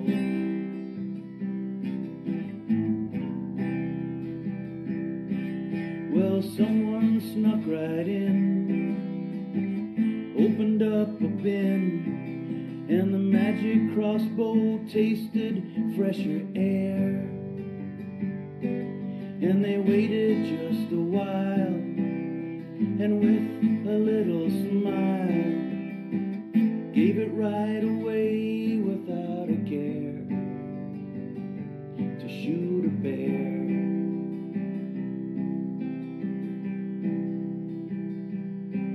Well, the boy took it reverently in hand, and the teacher took a very guiding stand. So the learning how was quick and accurate. The goblin's heart. Hey, everybody, we're back from break. We are at the Laughing Lamia for Sliver's big debut. The crowd is starting to gather. I'm going to do a little bit of a time hop here. Irrigan is weeping in his beer, as you've told him about Charlin. I'm not going to make you go through it yet another time tonight. But he is weeping. He's like, who's going to leave a pie out for me? Oh, Mr. Tarlin always left me a pie. I mean, my mom still makes the pies. But will she leave one for me for free? I'm sure she will. We'll make sure of it. Irrigan's good pie? It's great pie. What kind of pie? I like pie. It's apple pie. It's not rock pie. Oh, no. I'm allergic to apple. I'm pretty sure this guy only eats rocks.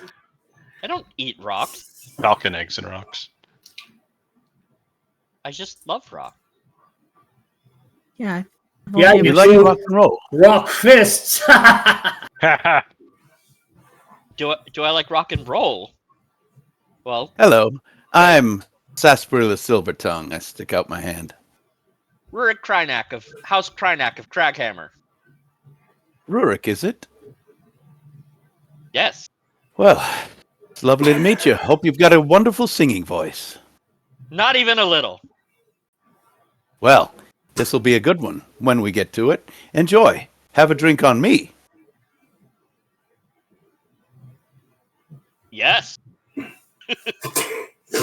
As the crowd gathers, you see some familiar faces. Some of the people that you recently invited. Simon shows up. The professor shows up. Our new drow friend minus his gnome hat shows up. What was his name again? Cal. Should put it in the Google Doc. What? What's a Google We have Doc? one of those? If we do, where do you find it? I'm just seeing if just is smoke coming out of Justin's ears. I can't tell. It's covered by the headphones. No, the headphones. Yeah, that's true. A couple other You can't see it under the rock dust. couple other people that show up that are familiar to you. One is Aw. this. Oh yeah. Hey.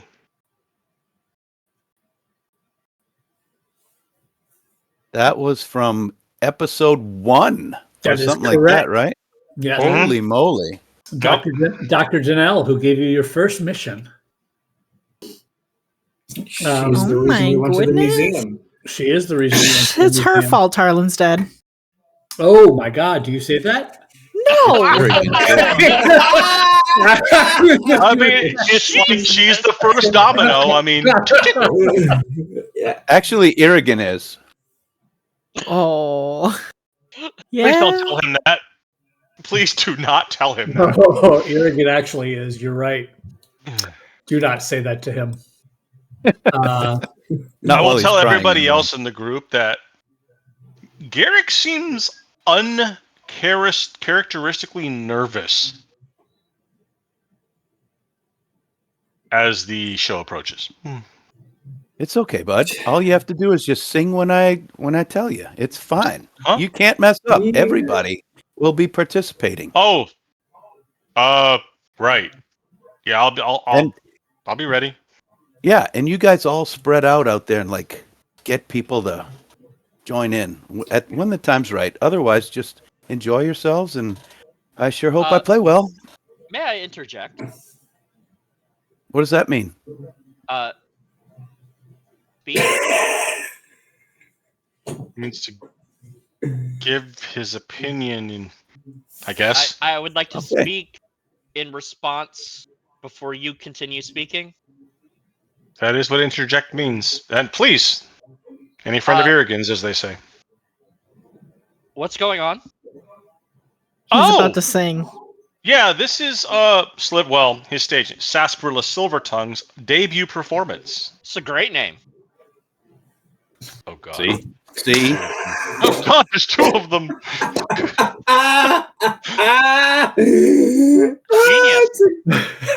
It's genius. I've been telling them.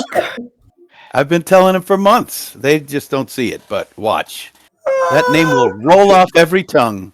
It's so catchy. Exactly. Have you thought? I mean, your outfit. You need more silver. Well, that may come in time. That's Good a call, though. fair point, Good call. Sliver. You should have thought of that.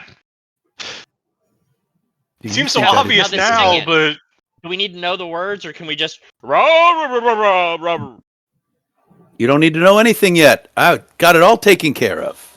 need to know But anything? thanks for asking. Done. Correct.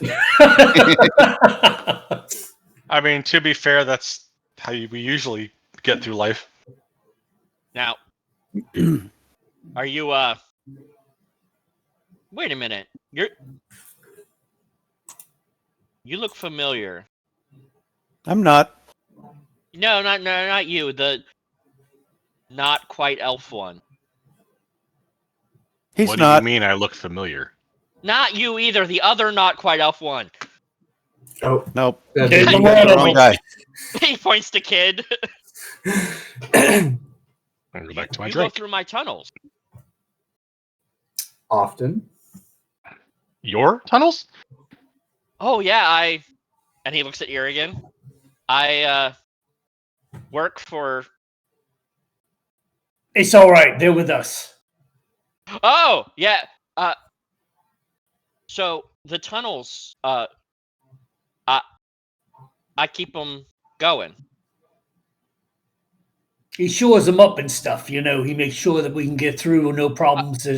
I'm an architect and a mason, and I guess I'm a druid. And a rock eater. I don't eat the rocks. That is so offensive. How is that offensive? I'm okay. So, have you ever had something that just consumes your whole being, and you know that that's your purpose in life? Pie. No. Irrigan has pie. I have rock. My rock collection currently is at 387 rocks. Various types and Wait, there's that colors. many kinds of rocks? Well, some are the same kind of rock, but different shapes, different ages, different fractures. Some are the broken apart. They're called sedimentary. Some are the lava ones. That's igneous. Sounds Sorry, to me she like wouldn't- there's she wouldn't know that. a matrix to describe rocks. Kind of, yes, sort of. I grew up in Craghammer. My family are architects, and I taught under the Earth Ashari. Learn druidcraft because the rocks sing to me. Right, I think he's a bit off his rocker, but Derek he leans over does- whoever the closest person is and goes, "How many drinks has he had already?" But he does do great work in the tunnels, and he's been really busy lately with all this shaking and trembling going on. The last time a rock sang to anybody, it ended very badly. I'd love to hear what the rocks sing. I'd love it. Well, so hold on. No, they don't want to talk to you. They don't want to get in the way of your performance. I'm just pulling your leg. They don't talk. Had you go in there for a bit, didn't I? You still do. I think you're actually telling the truth. Oh no, and I'm interested. I mean, I perform druid magic with rocks, but no, they don't talk. I don't think there's a spell that lets me talk to rock. I can talk to plants. I can talk to animals. I can talk to elementals. Can you talk to an animal that can talk to a rock? Maybe that's how it works. I'll be right back. And he's going to wild shape into a badger. Okay. And he just goes to the door and waits for it to open. You see the bouncers all yell, "Druid!" And he'll scurry out. Your friend is interesting, Irrigan. Oh, he's great. He's a lot of fun and stand-up guy. I trust him. That says a lot to me. Working with you these days, my friend? Oh, we just, ended up in the... I saw him in the tunnels. I met him years ago and decided... Apparently, Ashrina knows him. No. Yeah, what's up with that? How do you know him? Oh, well. Pebble, yeah, come on. Yeah. Don't call me that. Oh, it's too late. Purple? She's got that stabbing look in her eye. She always has the stabbing look in her eye. That's fair. Kid will just sort of absentmindedly rub his side. Been stabbed by her.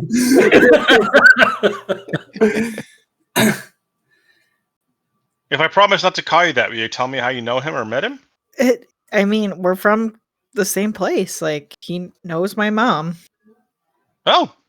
Huh. He's been chastising me for years.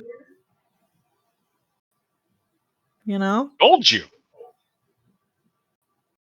Telling me to stay out of trouble and shit. Hasn't worked. What if I listened to literally anyone? Ironic, also given the circumstances of our introduction. What? I guess he's something to you. Well, I guess we gotta get to know him then. If he's I don't know. I think he's around more for of now. something to my mom. Oh, more than the officer, the detective? I think, well, I mean, she hasn't talked about him in a long, long time, so I feel like the officer might be more of a thing of the current rather than a thing of the rocky past. See what you did there. Okay. Eventually, Oh, that's right. Place starts to fill up. More people are showing up. You recognize, or maybe you recognize, there was once upon a time at the Bright Vagabond, a girl came and talked to Tarlin.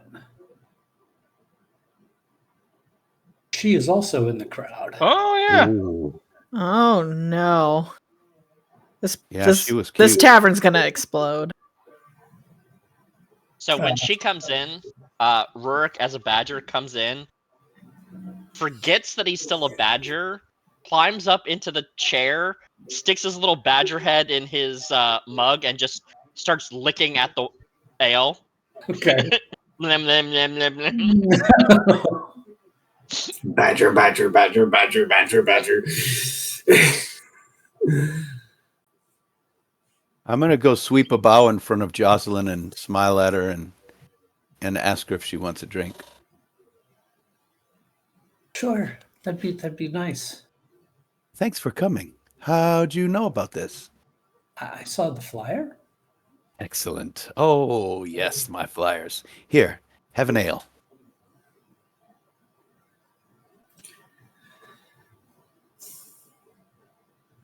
So I kind of elbow the badger. Stop being disgusting. People are drinking in here. so they He wild shapes back. Oh, I mean, How I didn't have a embarrassing. problem with it. You were hedgehogging a little. We need to straighten that out. badger. You were Hedgehogging badger. is something different. don't Google that, kids. Wait, that's something I'm not aware of. Maybe I meant ground hogging. maybe yeah, prairie dogging. Prairie dog. With more pain, apparently. Yeah, hedgehogging sounds way worse. It's when you have It's not spicy something food. It's about to be. So you get a signal from one of the three elven women that you're on in a minute. Okay. I'm gonna say goodbye to my friends, walk up, and Spread out. You're What? knocking at the door. Out. Should we? I'm sure it's fine. I pull out my mandolin, I tune it, play a few notes, and go right into an oldie but goodie, like a tavern song that everybody knows. And, you know, when I'm finished, I'll say, well, I hope everyone's enjoying the ales. Now, are there any requests, especially Frody songs? So I will play Barbie the Barbarianess. That should get people going. I love that Soft song. pink. Soft pink is my favorite color. Sweet Madeline, my little mandolin, of course. Everybody knows that one. Twiddle diddle dee, twiddle diddle me. And, of course, the old favorite, That Don't Sound Right. So That one's got a yarting solo, right? Which is, Exactly. So unusual. during that set, while you're performing, several other people are filtering their way in. You see, Ashrina's mom does come in with the detective. Oh, they're Dave? Hey! Damn, Oh, and sorry, I'm gonna Rorik. adjust my plans. and then all of a sudden, the seat next to you is full, and she hastily sat right down next to you, Garrick, and she's like, "I'm so nervous." Hi. Hi. Hi. I'm glad Yeah. you could make it. I was worried you weren't coming. I just didn't. It seemed so out of the blue, and I don't know. I'm just happy to be here. Yeah, I'm glad you're here. And You should she join goes, us. We're about to start probably. Well, Sliver made us promise we would sing along with him. So Hey, other elf one, who's the girl? this is Francina. She is a guard at the museum. just temporarily. Hey, Rurik. You gotta start using people's names. He doesn't know my name. Well, that's fair. Rurik, you said it. I'm Garrick. So we're gonna get our names mixed up probably at least once. Rurik Garrick. Yeah. Got it. Yep. The Arrogant. other elf one? Arrogant, yeah. We got that That's one. arrogant. You call me Kid. Down the Pebble. giant dale. Kid and Sarsaparilla. Isn't that Sliver? She leans into you. It is, but not when he's on stage. It's a stage name. Performer's name. That's so much cooler. I know, isn't it a great name? Yeah, kind of God, is. Totally crazy third close. wheeling it.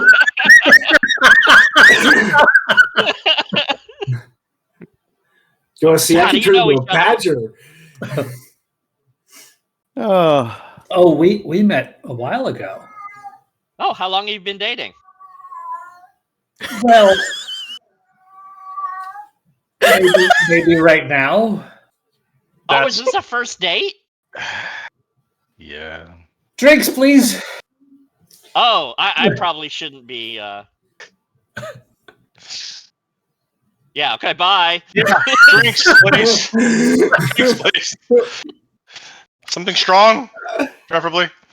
And the place is really starting to fill up. It's starting to really get a lot of people in here. The crowd is very responsive. They're very excited. Goldbeard's standing off to the side, enjoying the show, nodding appreciatively towards Sliver's work.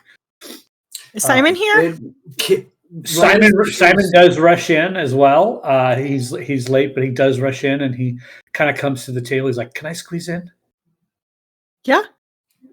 Ashrina's just gonna give him a really big hug. He says, "Garrick came by, and I heard." Yeah. How long have you two been dating? We're not. I'm gay. I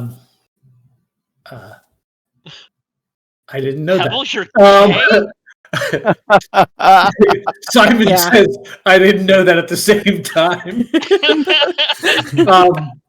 No, we're not dating. We're friends. We're really good friends, though. Like Did best friends. you think you were dating? And, were you and interested? well, actually, he stops when he says that. He goes, "Kind of best friends," and he just gives her a hug. Yeah. You didn't answer the question. You can't just go asking people that. No, you're really Shut up, Pebbles. While Simon's hugging her, he says, "Read the room, buddy." Oh, damn, Simon. And he's got like a tear in his eye. And he stops hugging you and just kind of squeezes your arm a little bit. And then he calls over for a beer and he says, "I'm glad I'm here with you guys." Glad you Glad you're here too. me too. As the concert Yeah, is kind new of getting guy. started into like the first or Yeah, second new guy. song, Kid will slip away from the table and go over to the bartender and give him 50 gold and make sure that everybody in this room gets absolutely just foot stompingly hammered. So he looks at it at the coins. He kind of taps his fingers on the bar and he goes, "Happens every debut. You must love debuts. And he just Yeah, starts. kid kind of shrugs and goes, "Weird that." Hey, Simon. Yeah. We don't have time to chat right now about business, but I've got an interesting business plan that I want to run by you. And that gentleman over there, and she points over towards Cal. Oh. Is he in the business of magic items? No, he's in the business of gnome improvement items. Oh. Okay. But I've got ideas. Oh, I bet they make him wear that hat. They do. It's fucking bullshit. That is bullshit. Wait, but I think I accidentally made him quit his job or like consider quitting his job. But Oh. I have some business ideas that I think you'd be a great asset. Well, I maybe. Yeah, we'll chat later. Right now we're here to have fun, I guess. Well, yeah. I mean, support Sliver. I mean, Yeah. Sassafras. Sarsaparilla. It's something. It's Sassa something. He's sassy. It doesn't matter. I'm just gonna call him Sassy. I just love this. Can we start a chant of sassy? We should. I think we should. All right. So as Before it starts, though, Scarrick will like make his way to the bar and just lean over to the bartender and goes, "You wouldn't happen to, by any chance, have hard apple cider, would you?" Yeah. Sure. Send it around to our table, would you? Please. Sure. And eventually it will show up. But Sliver, you have another set? Yeah. I start off with an old favorite that each stanza ends up with, what kind of pie you selling? About a street vendor. And at the end of each one, everybody goes, what kind of pie you selling? It's a metaphor. Yeah. Followed up with, boy, you should have been sleeping. And of course, something smells like fish. And then I'm going to end this little round. I'm going to say, I'm going to say, folks, this one's from my buddy Tarlin. And I crank into apple pie, my apple pie, you're the apple of my eye. Apple pie, you are the best. When everybody's sleeping, I eat the rest. And so about that time, does it seem like everybody's on board? Absolutely, yeah. You start singing that song, Garrick picks up his apple cider and like hums along with you. You have him absolutely foot stomping at that one. The crowd gets really into it, and all right. Irrigan's like, "You wrote a song about our little trip. That's so great." So I'm gonna stop. I'm gonna stop the music. I'm gonna stand on stage. Right at this moment. Right at this go moment. ahead. Hold on. Right at this moment, as everybody's sitting in the crowd, you all of a sudden you all see walking through the crowd. You just see the top of a very tall hat. This motherfucker. Yay! And a very impeccably kobold comes into the room, looks around, sees you all, smiles and nods, and goes over to a private booth. Nods at the three elven women. Nods at Goldbeard. I make a big show of scanning the crowd and pointing at the different people I know. I'm looking for the professor, the little old lady professor. Oh. So it takes a little bit for you to find her amidst the crowd, but she is there with two other professors who look absolutely horrified that they are here. I blow a kiss to Professor Winifred. She just waves her hand at you, super excited. The little old lady wave. Oh my god. Ashrina's going to lean over to Simon and be like, Simon, hit me. What? Just like hit me in the shoulder. Oh, I'll do it. this isn't going to go well. And he just punches you slightly on the shoulder. Cool. Can I take a point of bludgeoning damage? Sure, that's all it would be. Cool. So I'm going to use my reaction to fade away and go invisible. Okay. And I'm going to sprint to different tables and just start whispering sassafras, sassafras, sassafras. And then, or not sassafras, sorry, sarsaparilla. Better this way. I'm just going to go around to all. This probably is what you said. And some of them are saying sassafras, some are saying sarsaparilla. Some are saying sassy. We'll get there eventually. They definitely get it started. You definitely get a chant going and everything else. So they're calling you back to the stage for your final set. Okay, so I go up there and I swirl my cape around and it turns inky black with sparkling stars. And I say, my name is Sarsaparilla Silvertongue. It's a great name. Yeah, it is. You hear from the back of the room, another random guy. And I'd like to tell you a little story. Now listen carefully. While biding in a tavern on a drear and rainy day, by chance, I spent a chatty time with a spangled, weathered man. His tale he told me, and though long, it scared me to the bone. For 'twas no chance that found him here with me, so far from home. Fantastic tales they spelled out then, the inkwork cross his skin. And start I did to understand his purpose here with me. For I was at odds with certain ones who dealt with stolen goods. Maybe now to myself make amends I should, but lo, he leaned in all a smile, while my knickers quivered. Boy, he leered, I've been thinking, so I have, since your name passed across my docket. You're singular set to see me put your name back in me pocket. A simple favor would set me right, that is then, if you're game, you spread the word ahead of me by singing out my name.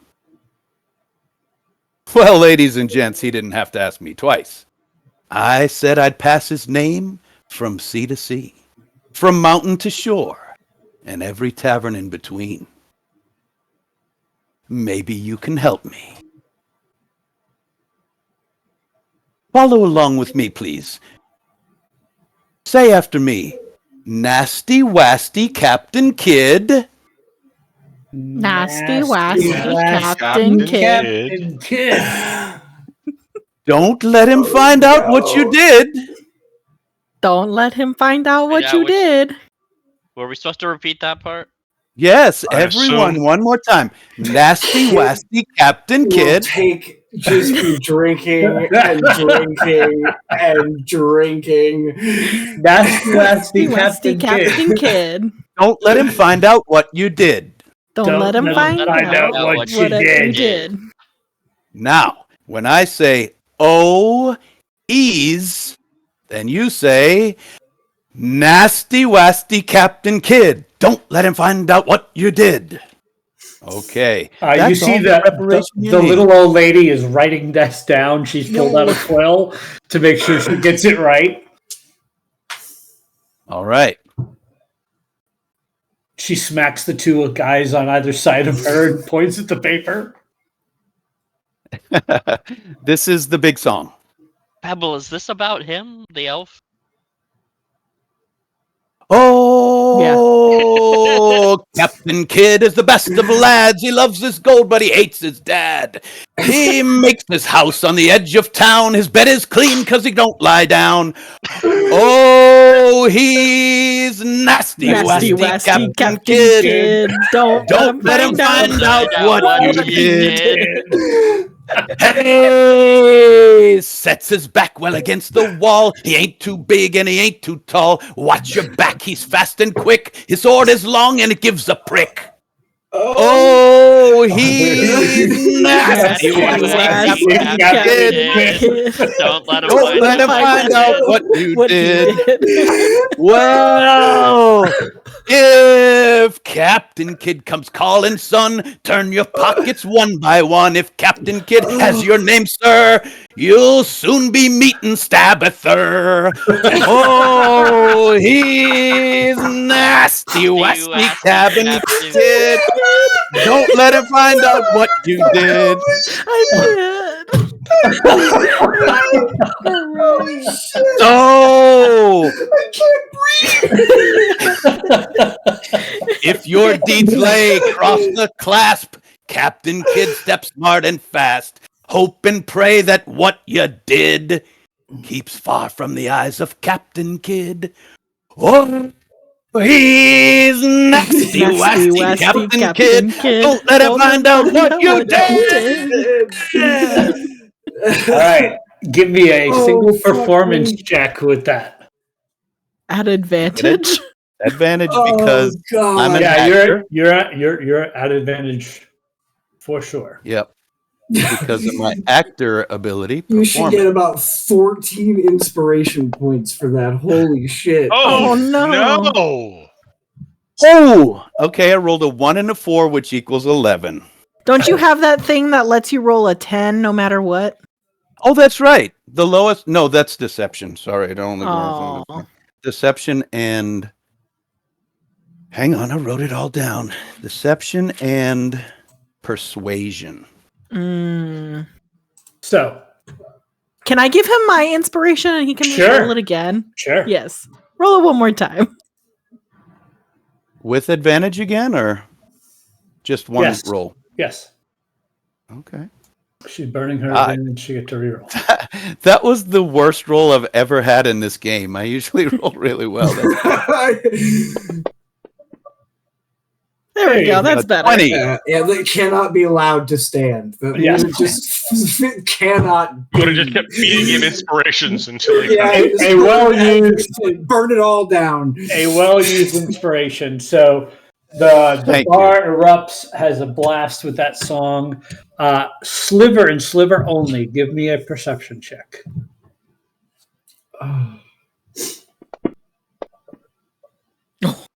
A 12. Standing in the darkest corner is a figure completely overcast in shadow. And as you wrap that song up and you say the final word and the crowd starts to cheer, they just disappear into the shadow and walk out the door. Does their cloak billow? No. I thought it was Kid for a minute. I send a message to Kid I pull up a little piece of copper and I send that message. I whisper, "Kid, did you just leave?" No. I cast Away it from the again. back of the bar. I cast it again. Some fucker was just in here. It might be trouble. I will scan the room and look for any sign of what Sliver has seen. At this point, everything looks normal. People are clapping. They're going nuts. They're having a good time. I'm going to slip off the stage, go up to the elven ladies. They're like, well, that was definitely interesting. We I will hate when people say that. We will definitely like to keep you on if you want this time slot. It's yours. You said a prime time slot. Did everyone sing? Well, yes, but That will come in due time. Are you welshing? Are you welshing on your deal? No, I'm trying to find a time for you to build a following and get you in the right schedule. Fantastic. Trust me, we want you here. Thank you. I appreciate it. Can you send my earnings for the night to the Bright Vagabond? Of course. I will let you know when I'm available. I may be out of town for a few days. Understandable. And with that, there's a hearty hand on your shoulder, and Goldbeard goes, "That's a fine song, my friend." Goldbeard? What the fuck are you doing here, man? Well, of course I'm gonna see you. Not gonna let you be here all taking my prime spots on the schedule. Well, thanks for the compliment. I have a duet in mind. I'll come by the Bright Vagabond. We'll talk. All right. Yeah. I'm going to go join my friends and we'll talk later, okay? Yeah, But thanks for the compliment. while this is happening, you guys notice that Irrigan is over talking to Jocelyn for a little bit. And Jocelyn comes over to the table and says,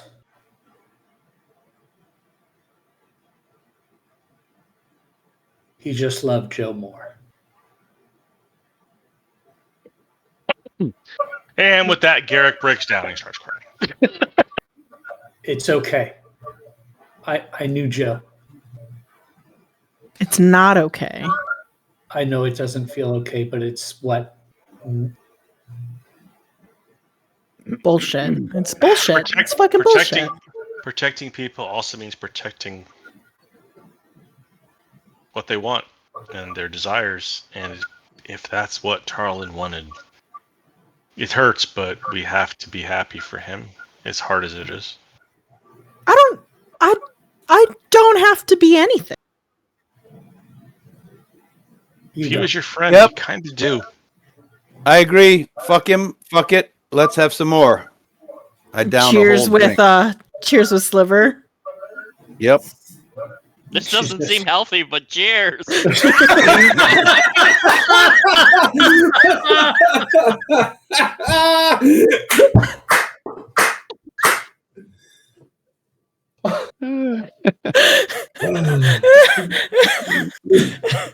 She just kind of turns away, and Irrigan puts his hand on her shoulder as she walks off. Jocelyn's leaving? Yeah. Bummer. You basically just told her what she said was bullshit. So, Well, I'll raise a glass of Sliver. Hey, fuck her too. look around for other teenage girls. it's a true Irish wake. It's got to be a fight. It's a Dothraki wedding. Exactly. While all of the festivities are going on, Kid will kind of just make sure to stand by Irrigan for a little while, and just kind of like, we probably need to talk, huh? Well, what's you need? I mean, things are probably changing, I think. Well, take your time. Well, be going to Whitestone. Right. But you have a way to get there, yeah? I think we do. Got a very nice cart. Airship. But when we get back, probably we need to talk about things. I imagine that Oh, there'll be should I work set to up a do. meeting? Yeah, please, if you would. All right. I'll inform everyone you take care of each other and his wishes. That we will. How far is Hey. it there? A few days. It's up north, right? It's a few days north. Right. I don't know. I've never. It's actually about 5 days by cart. Okay. Well, yeah. Other than Toad Swallow, I haven't actually really left him on, so I don't rightly know. Thanks, Justin. Yeah, no, I don't really. I haven't. Like I said, Kid has not. Like I said, other than Toad Hop, Kid has really never left him on. And the wide spot in the road that we went to that has the apple orchard. That's about it. So I have no idea where the fuck Whitestone is, other than north. Some days. Harrigan says, I don't mean to make assumptions or decisions, but Mr. Tarlin was the one that kept you all breathing when things got bad, right? Yeah, that is true. Garrett can help with that a little bit, but he is more concerned with alleviating other things of their breath. So I need you guys to, I don't know if everybody's seen it. In Thor 3, maybe 4, when Thor's face just... So he comes out behind here again with a big old smile. I think my friend should travel with you. I know where Whitestone is. That's useful. Me, it's yeah, it's a personal journey, but we really could use a lot of. We seem to need some help staying alive, so that's helpful. Thanks, friend. I feel a very close kinship with all of you already. I feel it's pretty tight. What can I say? You rock. And he goes for a fist bump. No? Eric will do it just because he knows how it is to feel awkward. So return. Yeah. Yeah. And kind of look at it. Thanks for looking out, Aragon. Well, yeah, you guys are important. Sharina just goes over and Magical healing.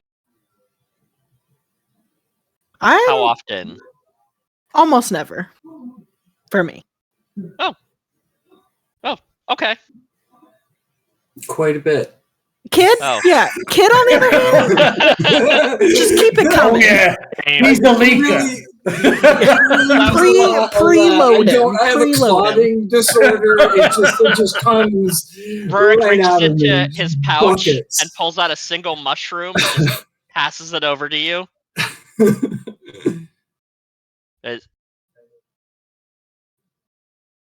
It's magic.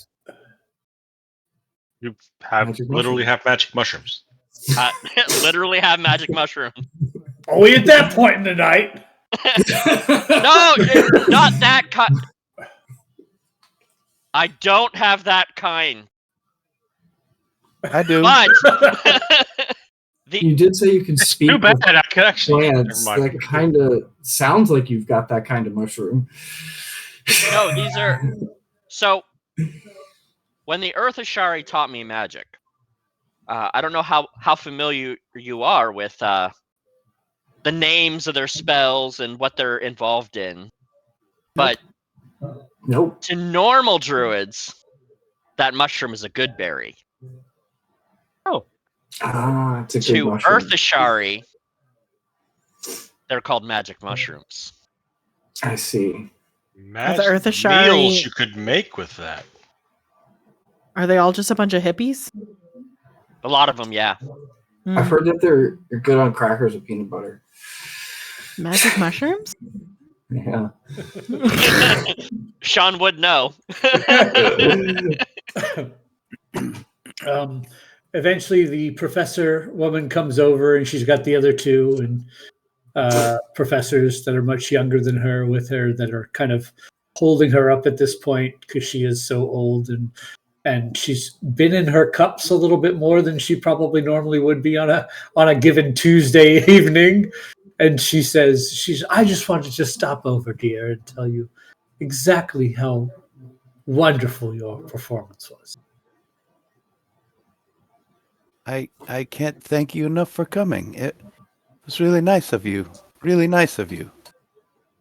Yeah. Leans over to Ashrina. Huh? Maybe. I'm going to introduce myself to the other two professors. And then I'll introduce everybody all around to the three professors. What are those two people's names? I'm kidding. I'm kidding. And the guy 3 seats to his left. Yeah, I'm gonna need 50 bar patrons. Because we're gonna make a long list of first performance poster. So we need all the names. Gotcha. Yeah, so I'm going to introduce her to Sure. all my buddies. And she graciously says hello to everybody and says, yes, don't forget next time you're back in town, Are you two dating? you are going to bring up, no, that would be Rick, why are you so proper. obsessed with whether or not people are dating? I find relationships fascinating. Nope. We are new friends. Yeah, she's a friend of Oh, mine. first date. Got it. I should stop third wheeling that one. I'm really bad at this, aren't I? Yeah. How old are It's you? okay. When you see Garrick status behind him going, I'm 67,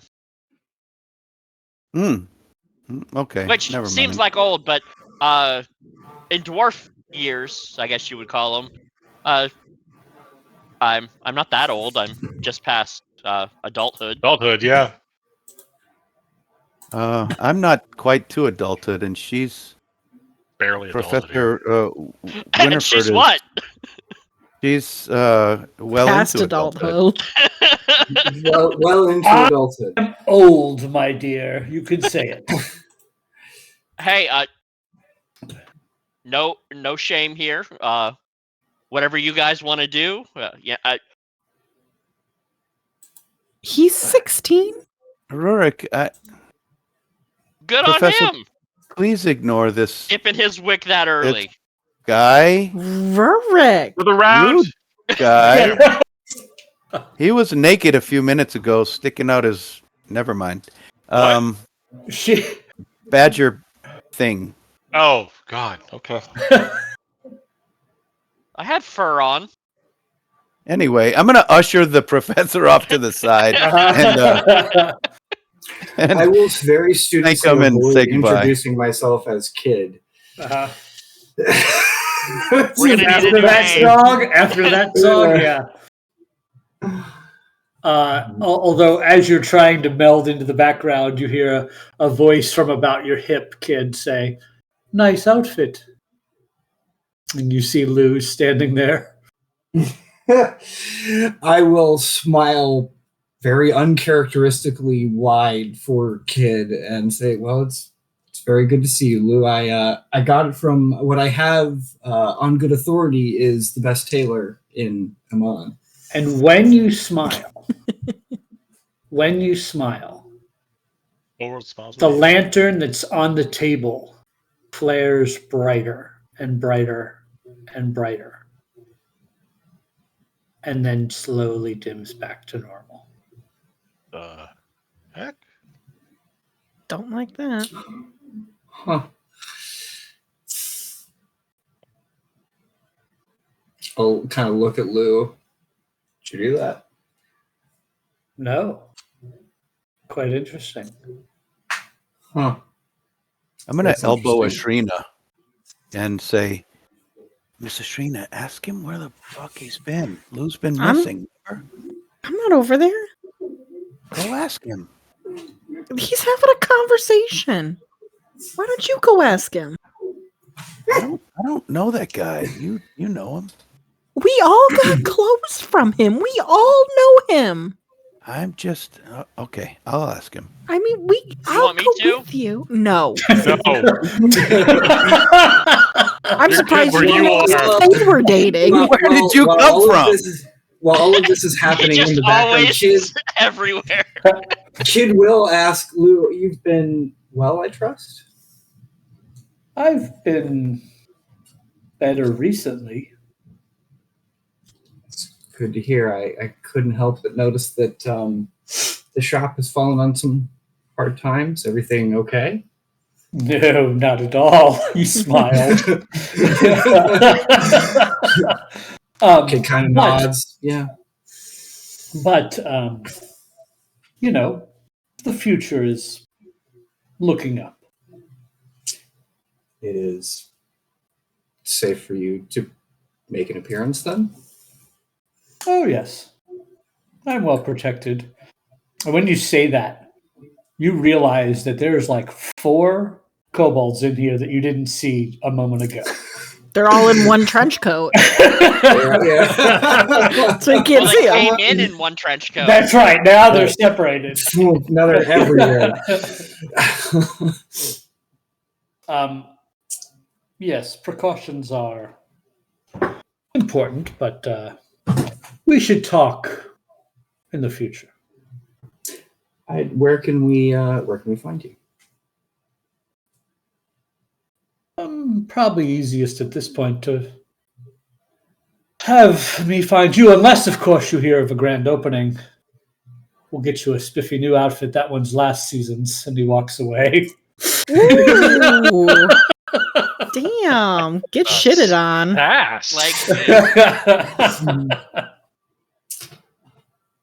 Kid will just sort of shake his head a little bit. You're like, damn, I just bought this like a month ago. Right. Let's hear Garrick's conversation.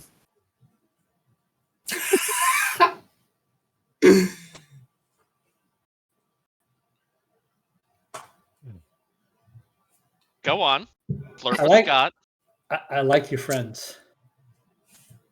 They keep me sane in times when I probably wouldn't be. They're They becoming are- family very slowly. They are random, and that is fun. Random sometimes is the only way to remind myself that the world is also random. Gotta keep that in mind, you know? Yeah. That's true. Thanks for inviting me. Oh, my pleasure. I hope you're having a good time. I had a fantastic time. That last song was hysterical. Yeah, I've never heard him do that one before. That was impressive. I'm gonna have to I'm not a singer, but I may need to get the lyrics of that from him. So I can join him next time. You know, they sell these things that you can put in these stones. And you see Simon go, yeah, these. Yeah, actually, whenever we walk into She's like, Gilmore's, you do not have air stones. he does. He's like, oh yeah. Yeah, if Sliver wants to, Sliver can record and put it on these. It's really cool. Look over to Sliver and go, we need to get some of those now.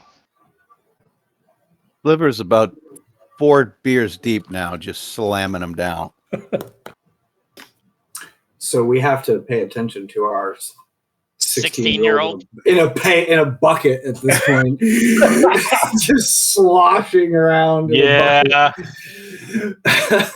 Baby's So first you're on your hangover. 4th beer, and Rurik comes over, reaches up, puts an arm around you, and starts swaying with his beer. Oh, Rurik, be careful. Where's that rock fist? I need a. He's Where's that not rock used fist? to this. I don't know. I need Yeah. to talk to rock Can we get a fist. bucket just in case, please? What you need, my little friend? Where's Master? He don't get to fucking walk out. Everybody fucking walks out. Where'd he go? We'll talk when you get back. Huh?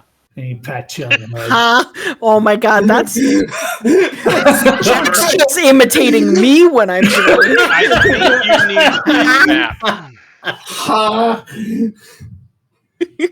We'll talk when you get back. And after he gets done patting your head, Irrigan puts his hand on Rurik's shoulder and says, "They've got a tough task. Help them out." Of course. They seem in somber spirits, so I'll work on that. You know why we were in somber spirits, right? No. Oh. Well. Ah. I just met say you. this delicately. I thought maybe Irrigan had filled you in. My apologies. You just told him. You just told him 5 minutes ago.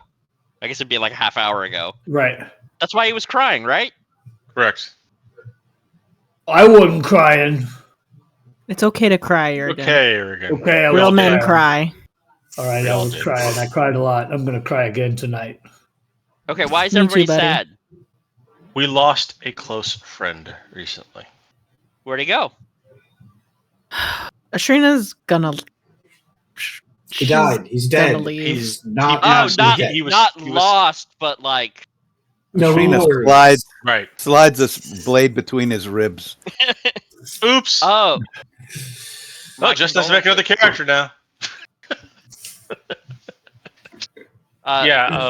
Close friends. We hardly knew ye. Fell in battle while we were working on a mission.